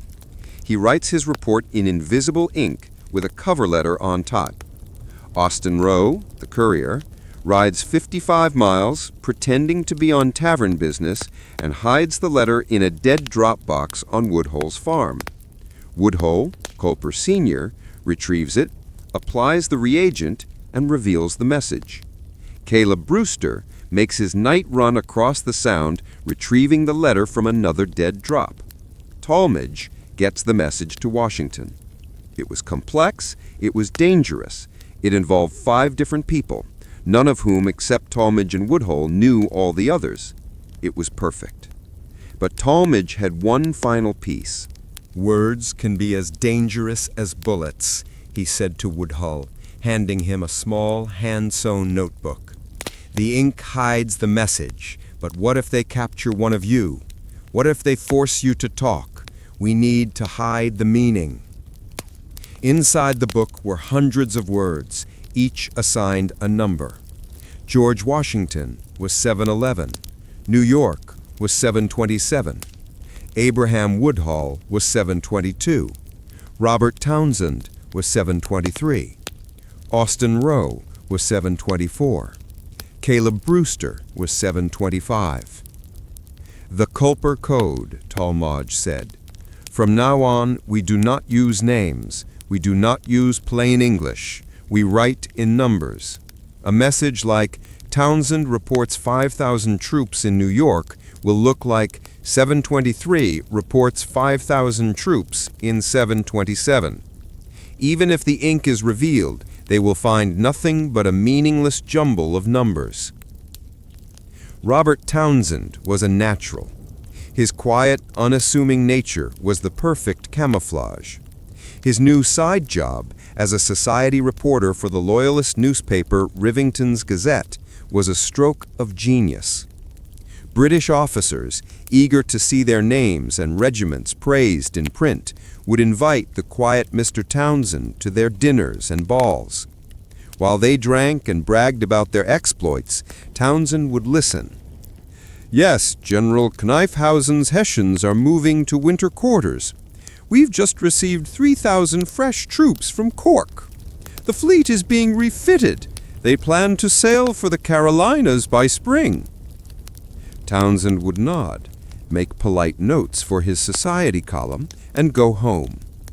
There, by candlelight, he would open his ledger, write a fake invoice to Austin Rowe for 20 casks of flour, and then, using the invisible ink, he would write between the lines. 711 must know. 727 is refitting fleet.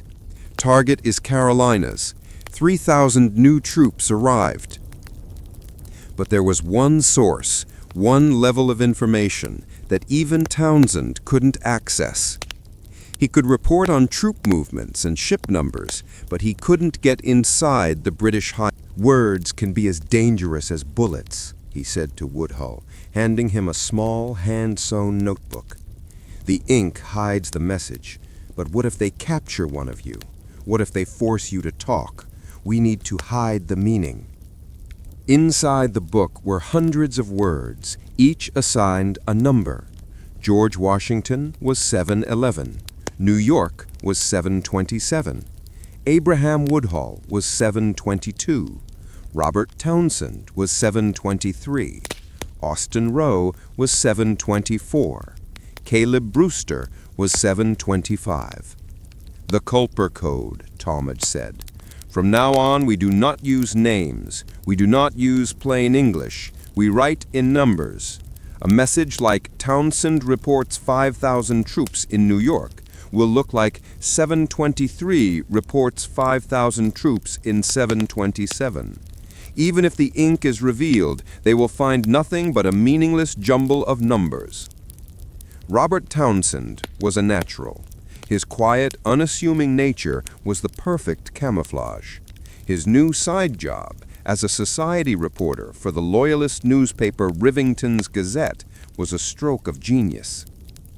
British officers, eager to see their names and regiments praised in print, would invite the quiet Mr. Townsend to their dinners and dolls. While they drank and bragged about their exploits, Townsend would listen. "Yes, General Knaufhausen's Hessians are moving to winter quarters. We've just received 3,000 fresh troops from Cork. The fleet is being refitted. They plan to sail for the Carolinas by spring." Townsend would nod, make polite notes for his society column, and go home. There, by candlelight, he would open his ledger, write a fake invoice to Austin Rowe for 20 casks of flour, and then, using the invisible ink, he would write between the lines. 711 must know. 727 is refitting fleet. Target is Carolinas. 3,000 new troops arrived. But there was one source, one level of information that even Townsend couldn't access. He could report on troop movements and ship numbers, but he couldn't get inside the British High Command. He didn't know their strategy. He mentioned this in a coded letter to Woodhull. A few weeks later, a new piece of information appeared in one of Townsend's coded reports. It was a single, startlingly accurate detail about British counterintelligence plans, a plan to hunt down Washington's spies. Tallmadge, reading the decoded message in Connecticut, was stunned. This wasn't something Townsend could have overheard. This came from the inner circle. He wrote back immediately. "Who was your source for this?" The reply was short and cryptic. Townsend, it seemed, had his own secret agent. He had a source who moved in circles even he could not. A person who had the ear of the highest-ranking British officers. Townsend never revealed a name. In his coded ledger, he referred to this source only by a number from Tallmadge's codebook, 355. The code for lady. A woman, deep inside the British command, was now the Ring's most valuable and most secret asset. The war had dragged into its 5th year, grinding down into a bitter stalemate.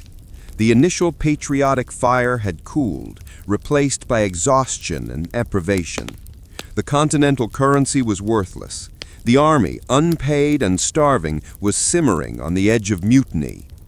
In New York City, Robert Townsend, Culper Jr., felt the shift. The British, once arrogant, were now frustrated. They were winning battles, but could not win the war.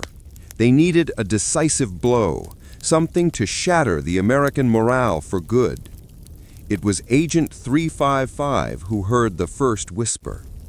She was at a dinner party hosted by a high-ranking British officer. She was, as always, an intelligent, charming, and politically neutral guest, the perfect confidant for bored and boastful officers. One of them, slightly drunk on claret, was complaining about the new head of British intelligence, Major John Andre. "He's a charming fellow, but he's wasting his time. He's obsessed with this secret correspondence, thinks he's turning one of Washington's own." "Oh," 355 asked, her expression of polite curiosity. "A general, you say? How dramatic." "Yes," the officer boasted, "one of their very best, a hero they call him. Andre has been writing to him for months. If he pulls it off, well, it'll be the end of the rebellion. Mark my words." 355 passed the information to Townsend. A hero, one of their very best. Townsend began his own digging. He activated his network of sources at the docks and in the print shops. He learned that Major Andre was making frequent, secret trips up the Hudson River. He also learned through his newspaper connections that the American hero of Saratoga, the brilliant and prideful General Benedict Arnold, had just been given command of a crucial fortress, West Point. Townsend felt a cold dread. West Point was not just a fort, it was the key to the entire continent. It was the lock that controlled the Hudson River, preventing the British from sailing north and cutting the New England colonies off from the rest of the war. If West Point fell, the war was over. He put the pieces together. A hero, a secret correspondence, West Point. He wrote his most urgent message yet, his hand shaking as he applied the invisible ink. 711 must know. Treason of the blackest dye. We believe 727 has turned a general officer. The target is the fortress on the Hudson. The contact is Major J. Andre. Austin rode those 55 miles faster than he ever had before.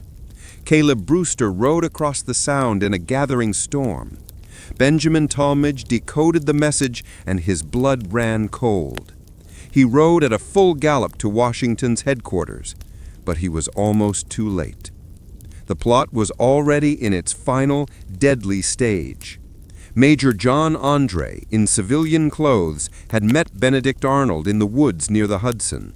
Arnold had given him the plans, detailed schematics of West Point's defenses, its troop strength, and its weaknesses. He had also given Andre a pass, in Arnold's own hand, allowing a Mr. John Anderson to pass through American lines. Andre, with the plans stuffed in his boot, was riding back to New York just miles from the safety of the British lines when 3 men stepped out from the woods, muskets raised. They were not soldiers, they were local militiamen, scavengers looking to rob travelers. "Halt!" one of them, John Paulding, shouted. Andre, arrogant and relieved to be so close to home, made a fatal mistake. He saw that Paulding was wearing a stolen Hessian coat, a common prize, and assumed they were loyalists. "I am a British officer," Andre announced, trying to wave them off. "I am on urgent business for the Crown. You must let me pass." The men's eyes lit up. A British officer? In civilian clothes? That was a spy. And a spy meant a reward. "Dismount," Paulding ordered. They searched him. They found nothing in his pockets. They were about to let him go when one of them noticed his fine boots. "Those are too fine for a traveler," he said. "Take them off." Andre refused. They forced him, and inside his stocking they found the papers. The militiamen couldn't read well, but they understood maps. They saw the words West Point. They saw Benedict Arnold's signature. They realized, with dawning horror, what they had found. The captured Mr. Anderson was taken to the nearest command. The commander, not suspecting his own superior officer, sent a dutiful report of the capture to General Benedict Arnold. But he also, almost as an afterthought, sent the captured papers to General Washington. The messages, racing by separate riders, would determine the fate of the nation. Arnold received his message first. He was at breakfast, his wife at his side, when the courier burst in. He read the note that his spy, Andre, had been captured. His mask of command shattered. He turned to his wife, his face white. "I am a ruined man," he whispered. He ran from the house, jumped on a horse, and fled to a British warship waiting in the river. Moments later, Washington arrived. He found a hysterical Mrs. Arnold, a house in chaos, and the full, sickening truth. His most trusted general was a traitor. But the crisis was not over. The captured spy, Mr. Anderson, was now in American custody. He was charming, brave, and eloquent.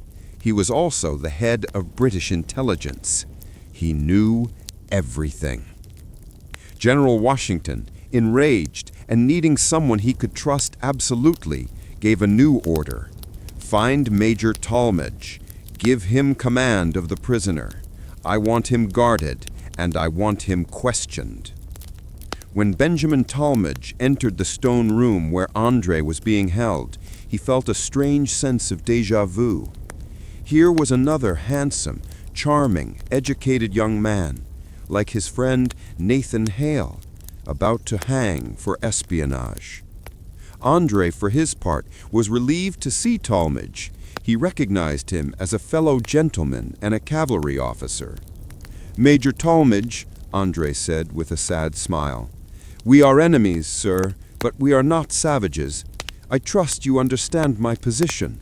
I was betrayed by circumstance."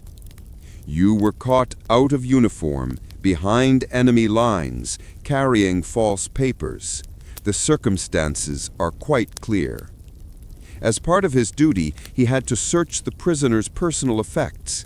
Andre's valet had brought him a case with his spare uniform and personal items. Tallmadge went through them methodically. A book of poetry, a silver hairbrush, and a small pocketbook. Tallmadge opened it. Inside, in Andre's neat hand, were notes on his intelligence activities. His gaze fell on a single line. Source in NYC. S. Culper. Seems to play both sides. Reliable for small matters. Tallmadge felt the blood drain from his face. He snapped the book shut, his hand trembling. S. Culper? That meant Culper Jr., Robert Townsend, his agent. Tallmadge looked at Andre, who was watching him with polite curiosity. This man, this charming prisoner, knew the secret name of his most valuable asset. This changed everything. The British were desperate to get Andre back. They were offering to trade any prisoner.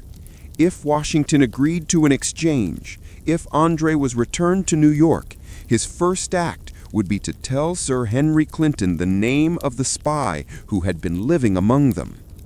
Robert Townsend would be arrested. Austin Rowe would be arrested. Abraham Woodhull would be arrested. The entire ring would be rounded up and hanged within a week. Tallmadge was frantic. He reviewed Townsend's recent letters, and he realized with dawning comprehension what the phrase "plays both sides" meant.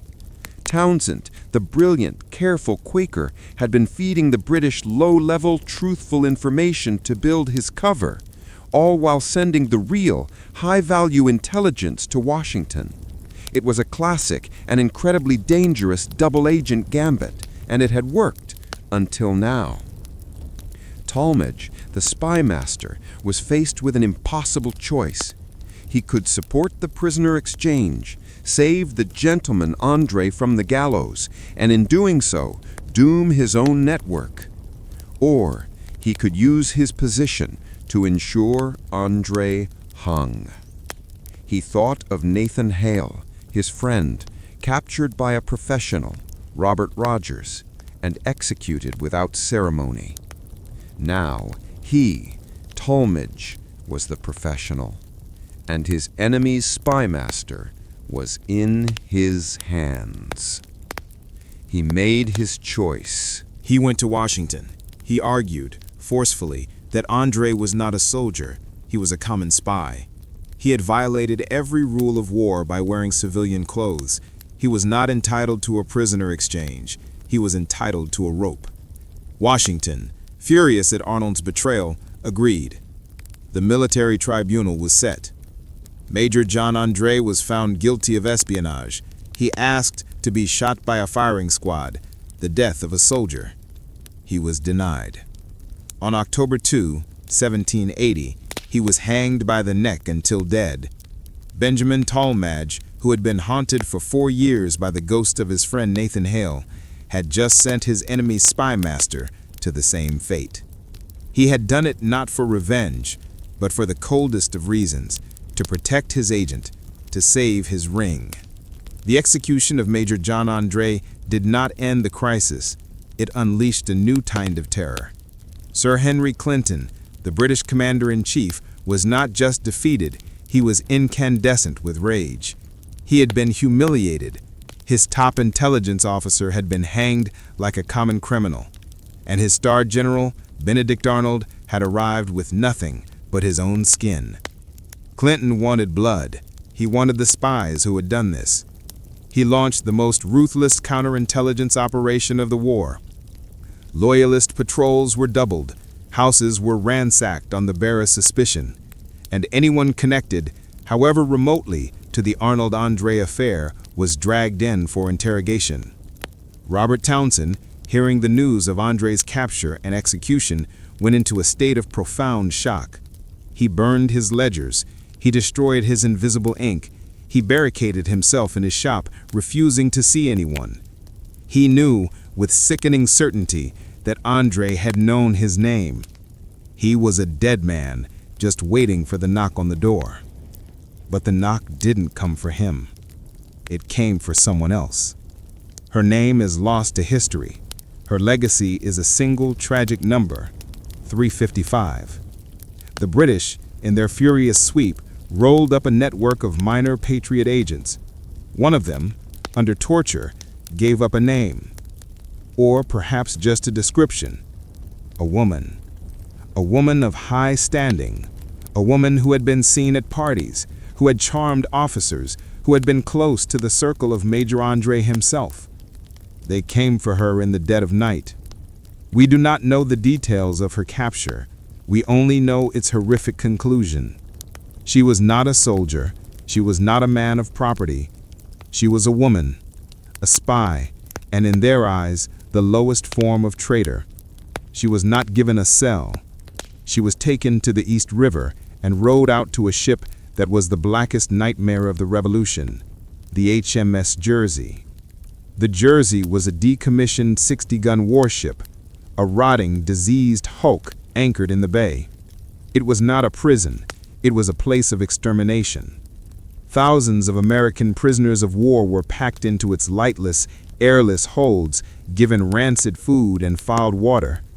Disease, smallpox, dysentery, yellow fever swept through the decks like fire.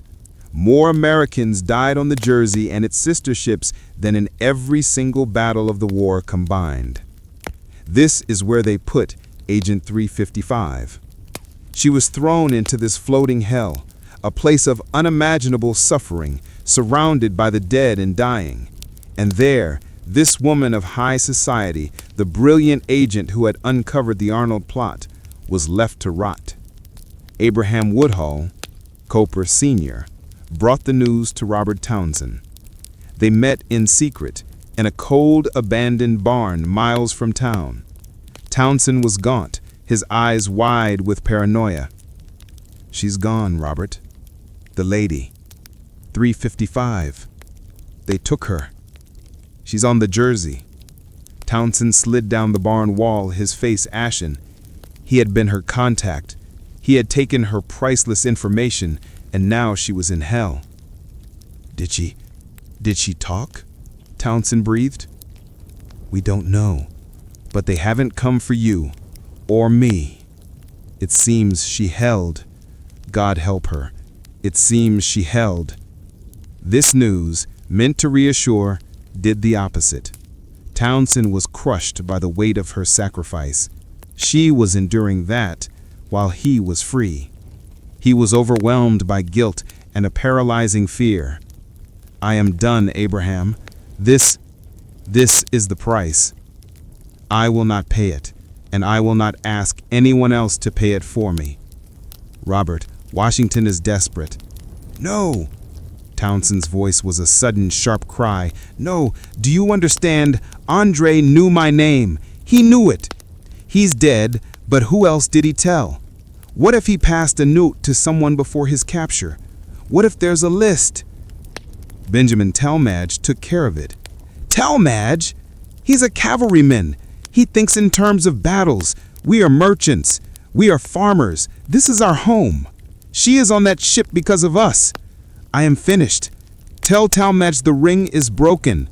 Culper Jr. is no more. Townsend turned and walked out of the barn, disappearing into the cold November night. Benjamin Tallmadge received the news in his Connecticut quarters. His network, his masterpiece of espionage, was shattered.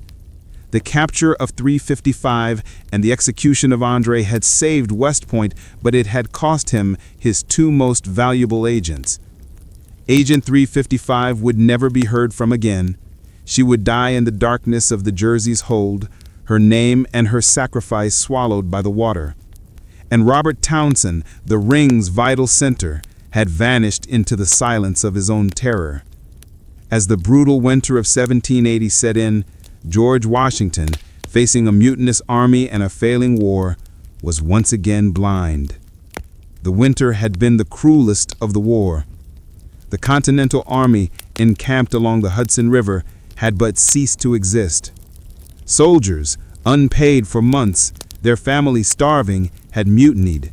The Pennsylvania line, followed by the New Jersey line, had risen up against their officers. The rebellion had only been put down by force, with Washington forced to execute his own men to restore order.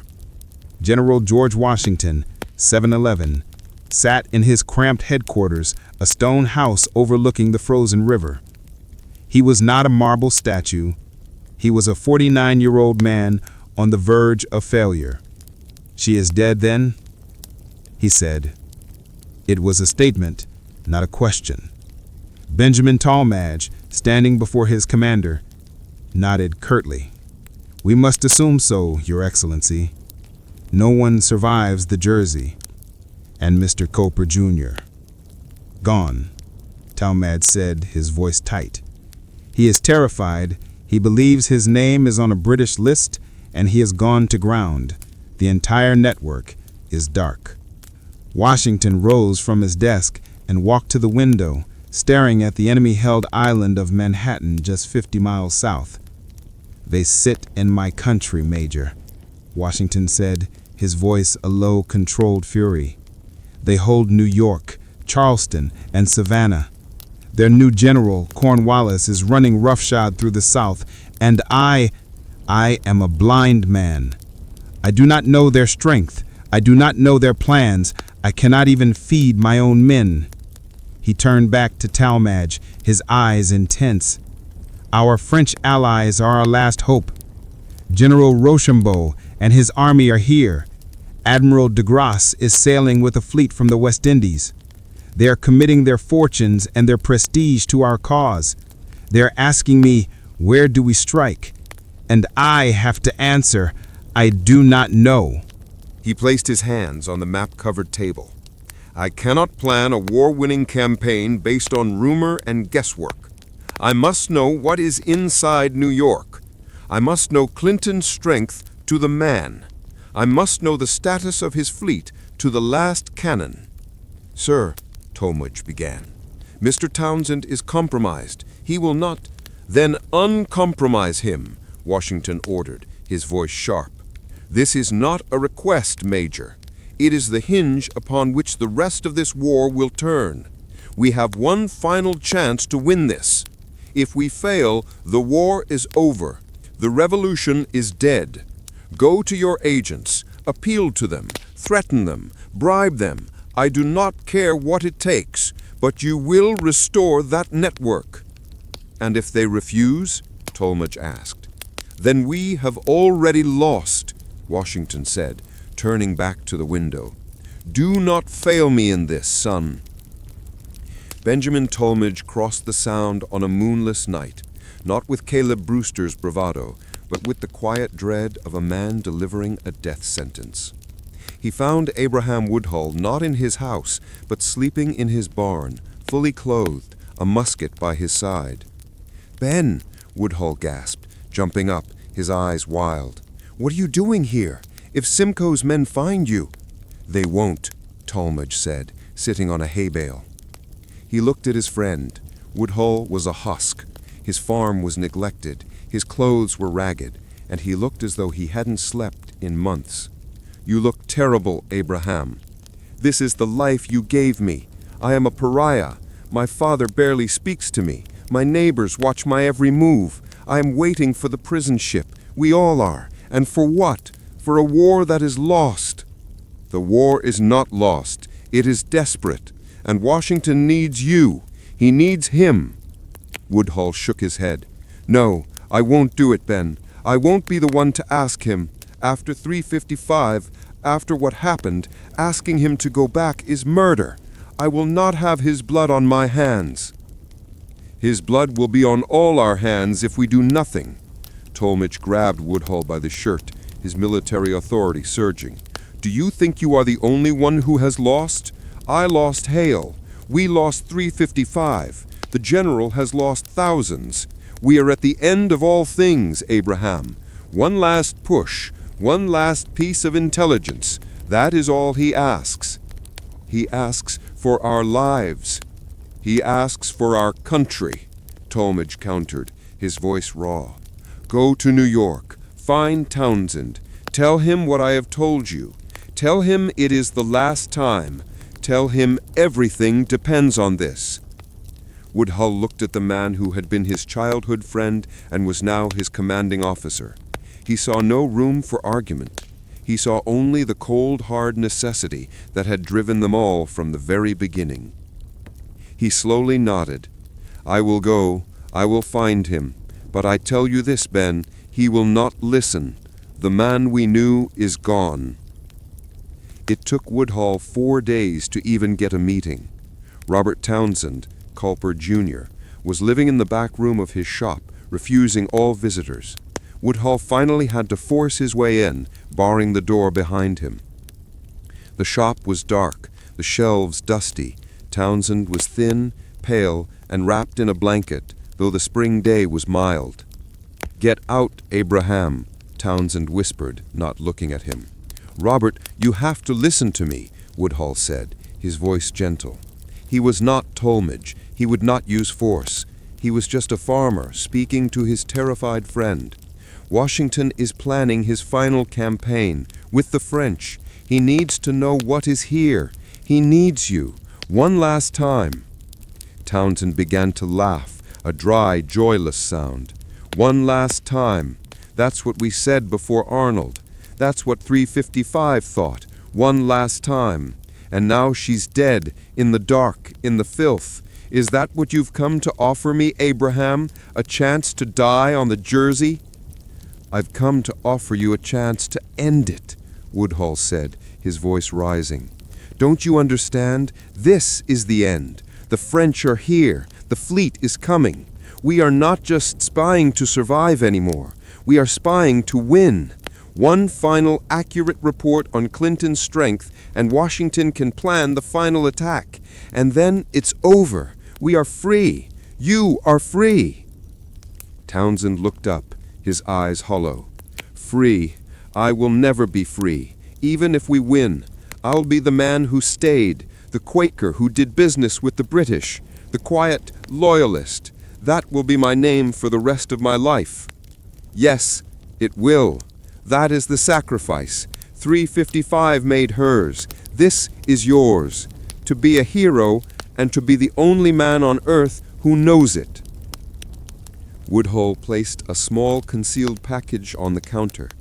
Inside was a new set of invisible ink chemicals and a fresh code book. Washington needs to know everything, Woodhull said. His part done. The number of ships, the number of men, the fortifications, the plans. It's all on you, Robert. It always was. He turned and left the shop.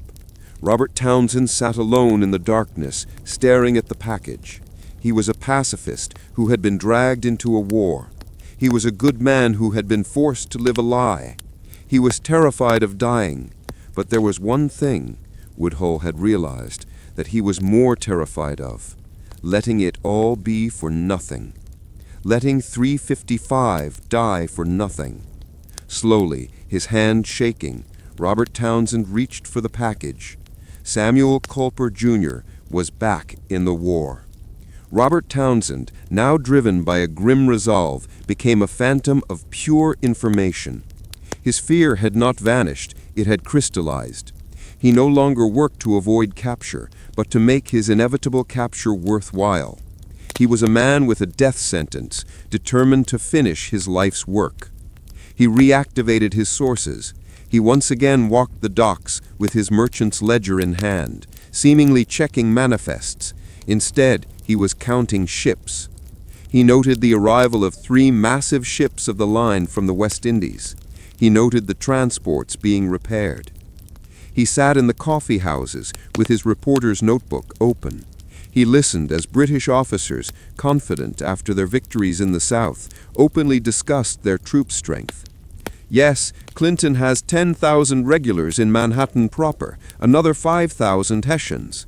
The no fortifications at Harlem Heights are impenetrable. Let Washington's rabble come. We'll slaughter them. He even used his press credentials to gain a brief audience with a quartermaster under the guise of writing a story about the Army's impressive supply chain. From this, he learned the exact state of their food and ammunition stores. He compiled everything. For 2 weeks, he gathered, cross-referenced, and verified every detail. Then one night, he barred the door to his shop and began his final report. It was not a letter. It was a dossier, 9 pages, written in meticulous coded numbers between the lines of a complex business invoice. Naval strength, exact number of British warships, their gun counts, and their state of repair. Townsend noted the fleet was powerful, but not at full strength, awaiting refits. Troop strength, a precise count of every British, Hessian, and Loyalist regiment in New York and its surrounding outposts. The total was staggering, far higher than Washington had estimated. Fortifications, detailed descriptions of the new concentric rings of redoubts and earthworks defending Manhattan. Conclusion: an attack on New York would be a massacre. The British were too numerous, too well supplied, and too well defended. It would be, in Townsend's own coded words, a fatal error.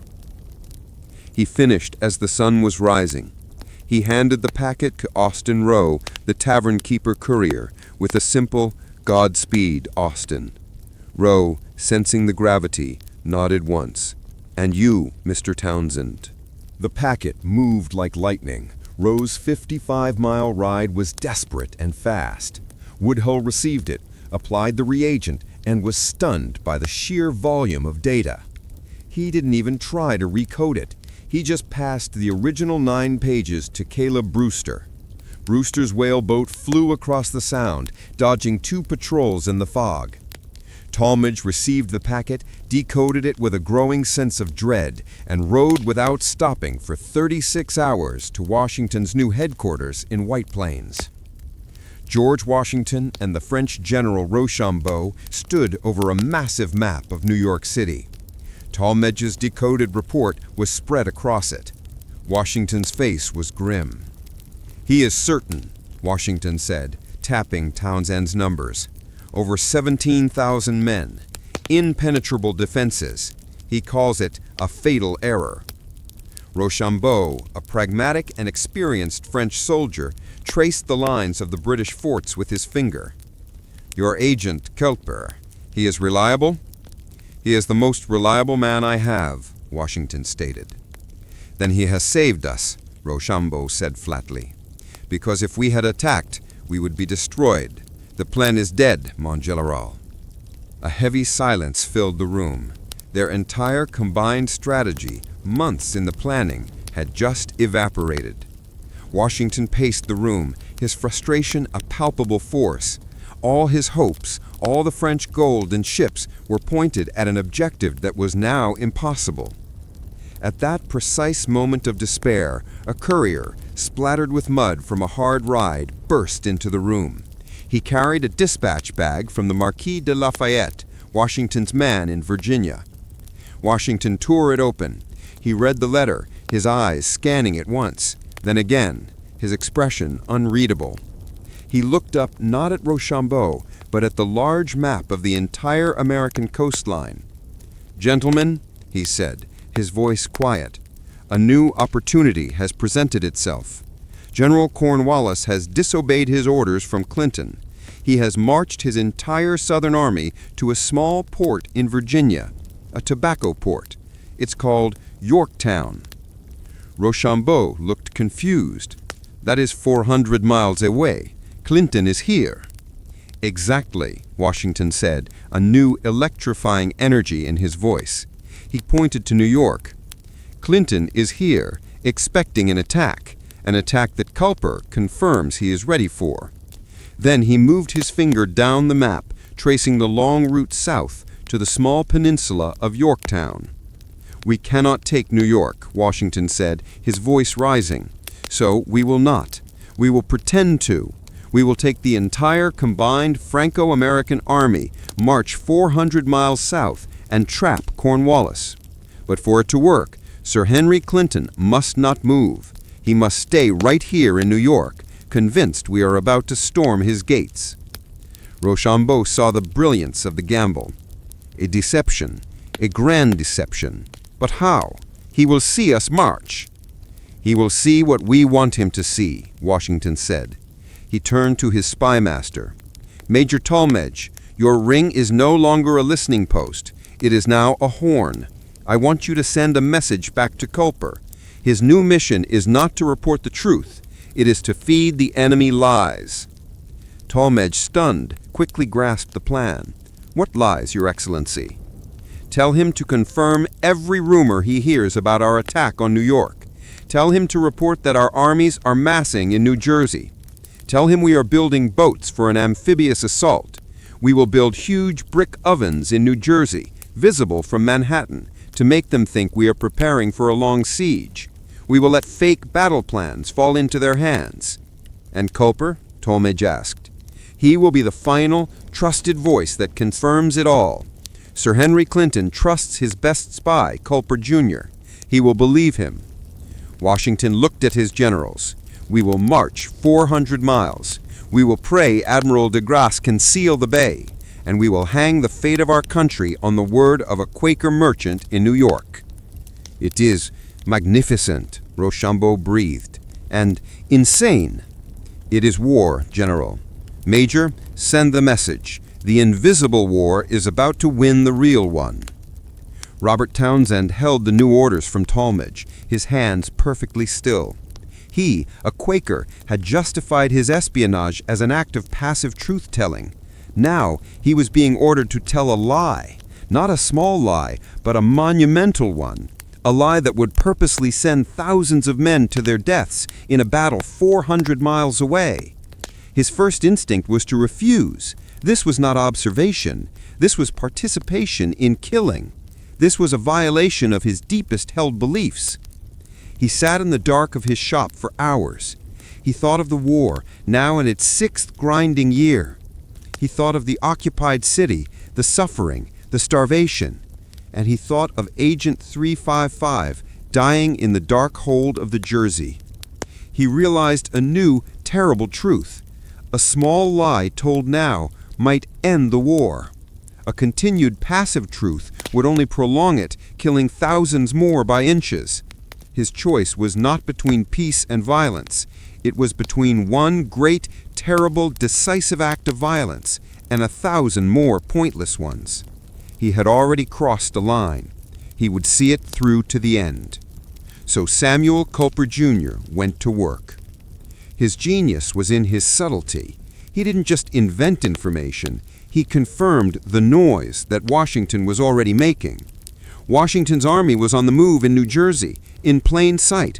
They marched openly, not south, but sideways, in patterns that seemed to threaten Staten Island. In Chatham, New Jersey, French engineers began constructing massive brick bread ovens, far too large for a moving army, but perfect for one settling in for a long siege. Sir Henry Clinton's scouts reported all of this, but Clinton was a cautious man. He was paranoid. Was this real or was it a feint? He needed his secret source. He needed Culper. Robert Townsend began to talk. He didn't write, not at first. He went to the coffee houses, a worried merchant. He whispered to a loyalist contact, "I've heard the most alarming rumors. My suppliers in New Jersey say the French have brought in heavy siege cannons. They say Washington is massing his entire army." Then he wrote his official, coded, invisible ink report. It was passed with its usual reliable speed from Rowe to Woodhull to Brewster to Tallmadge, who, then in a brilliant move, had it intercepted by a British patrol.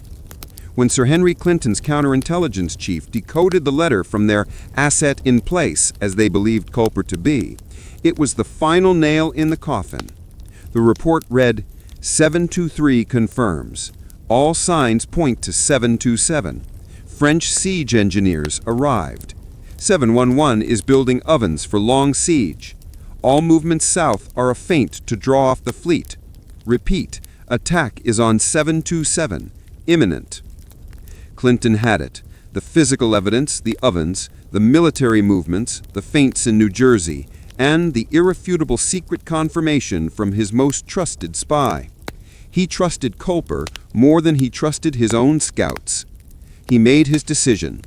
He pulled his troops back from their outer posts, canceled a plan to send 1,500 troops south to Cornwallis, and concentrated all his forces on Manhattan Island. He ordered the city to prepare for a siege. Sir Henry Clinton, the most powerful general in North America, locked himself in his own fortress, waiting for an attack that would never come.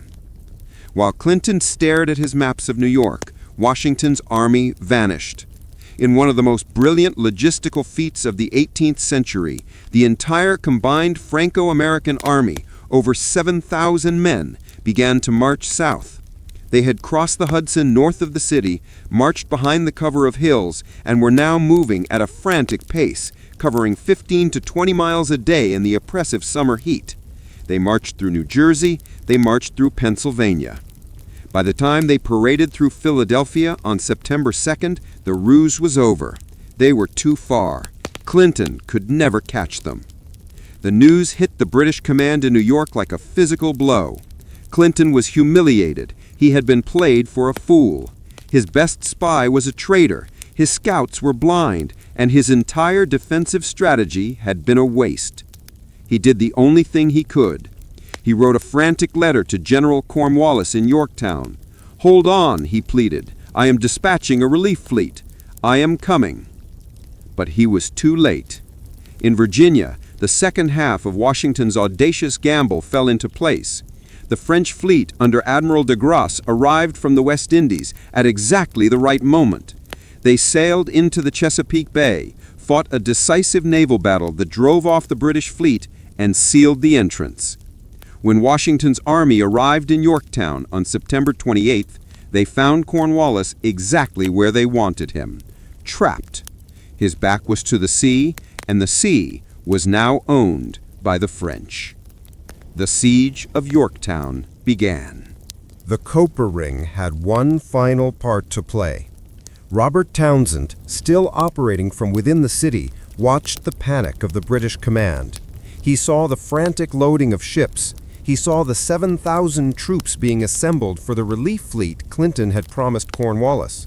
He wrote his last and perhaps most important report.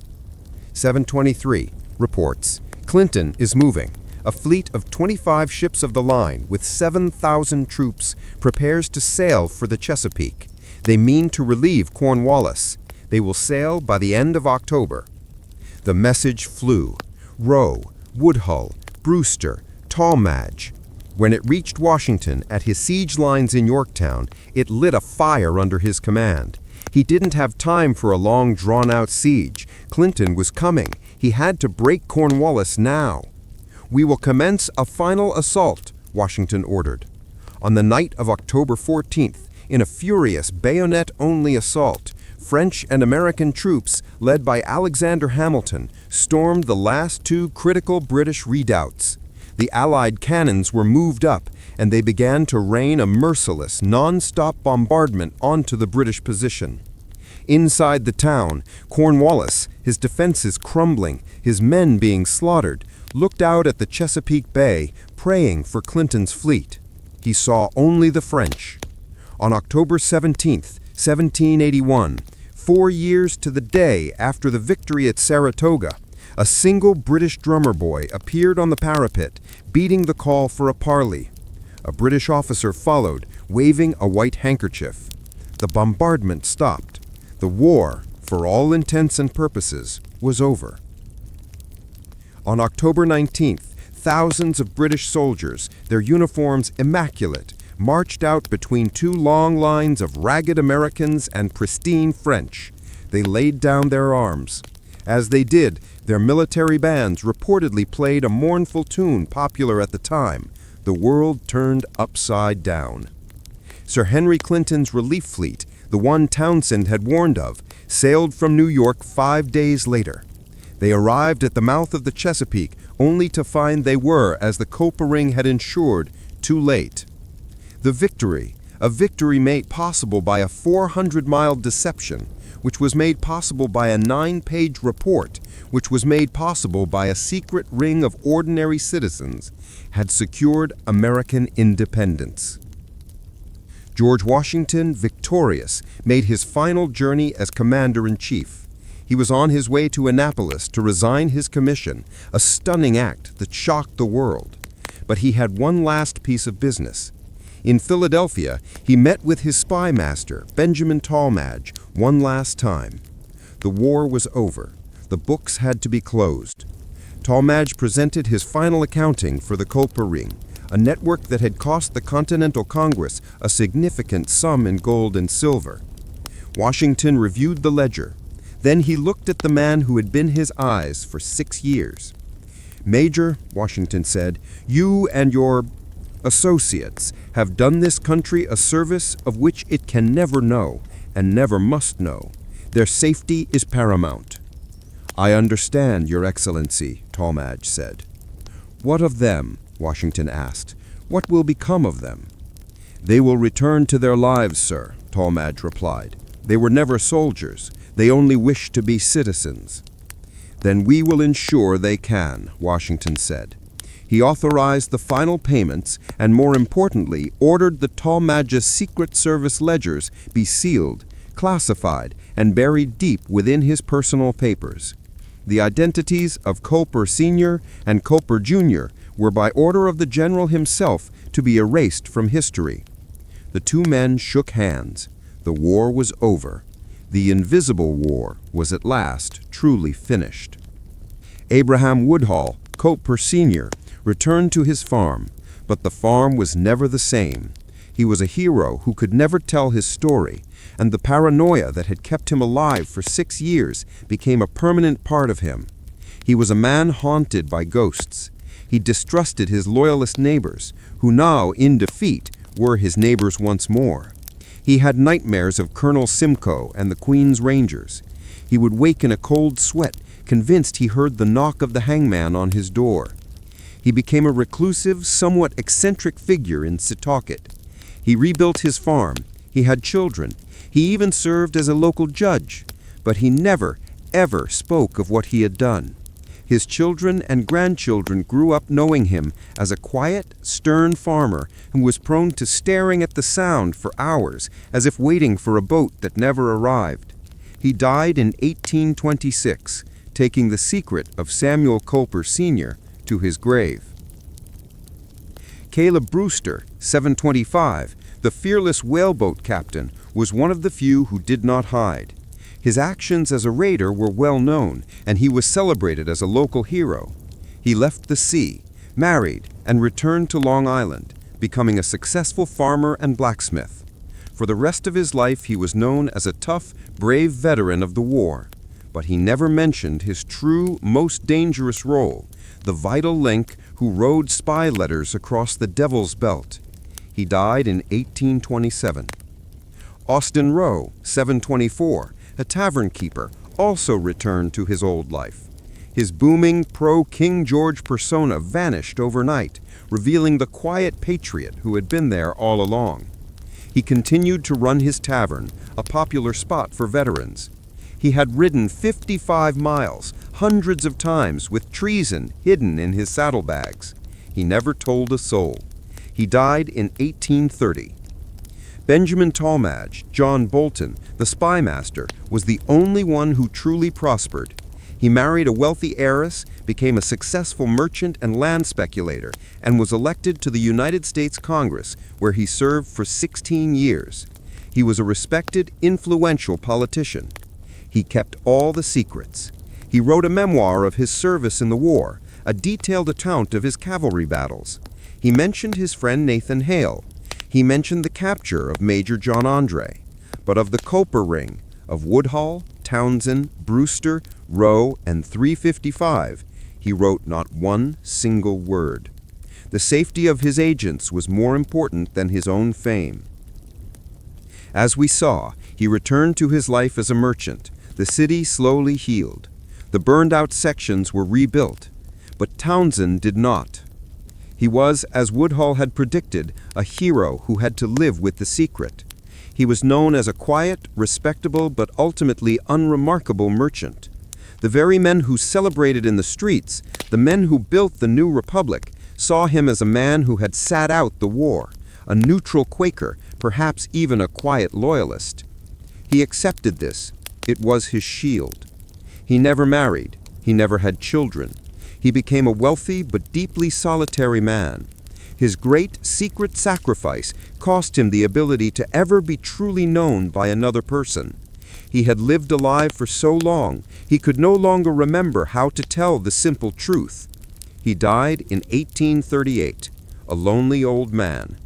His obituary in the paper was short. It made no mention of the war. For 150 years, the story was lost. Historians knew Washington had a Culper Spy Ring, but they assumed Abraham Woodhull, Culper Sr., was the only one. The identity of Culper Jr., the crucial agent inside New York, was a complete mystery. Then, in 1930, a Long Island historian named Morton Pennypacker began a quest. He was sorting through a collection of old, dusty boxes in the attic of the Townsend family home in Oyster Bay, Long Island. He found ledgers, dozens of them. Most were just boring 18th century business accounts, sales of flour, casks of wine, bolts of cloth. He was about to give up. But then he found one, tucked at the bottom of a chest. It looked the same. But in this one, he noticed something strange. On some pages, the writing was cramped, as if to make room for something else. He remembered a letter he had once seen in the Washington archives, a letter from Samuel Culper Jr. He drove to the library, got a copy of the letter, and returned to the attic. He laid the Culper Jr. letter next to Robert Townsend's business ledger. The handwriting was identical. Pennypacker stared, the silence of the attic heavy around him. He was the first person in 150 years to know the truth. This quiet merchant, this boring bookkeeper, was the spy who had fooled the British Empire. This was the man who had warned of Arnold's treason. This was the man who had given Washington the intelligence that led to the Grand Deception, the march to Yorktown, and the victory that forged a nation. The Invisible Man, at last had a name.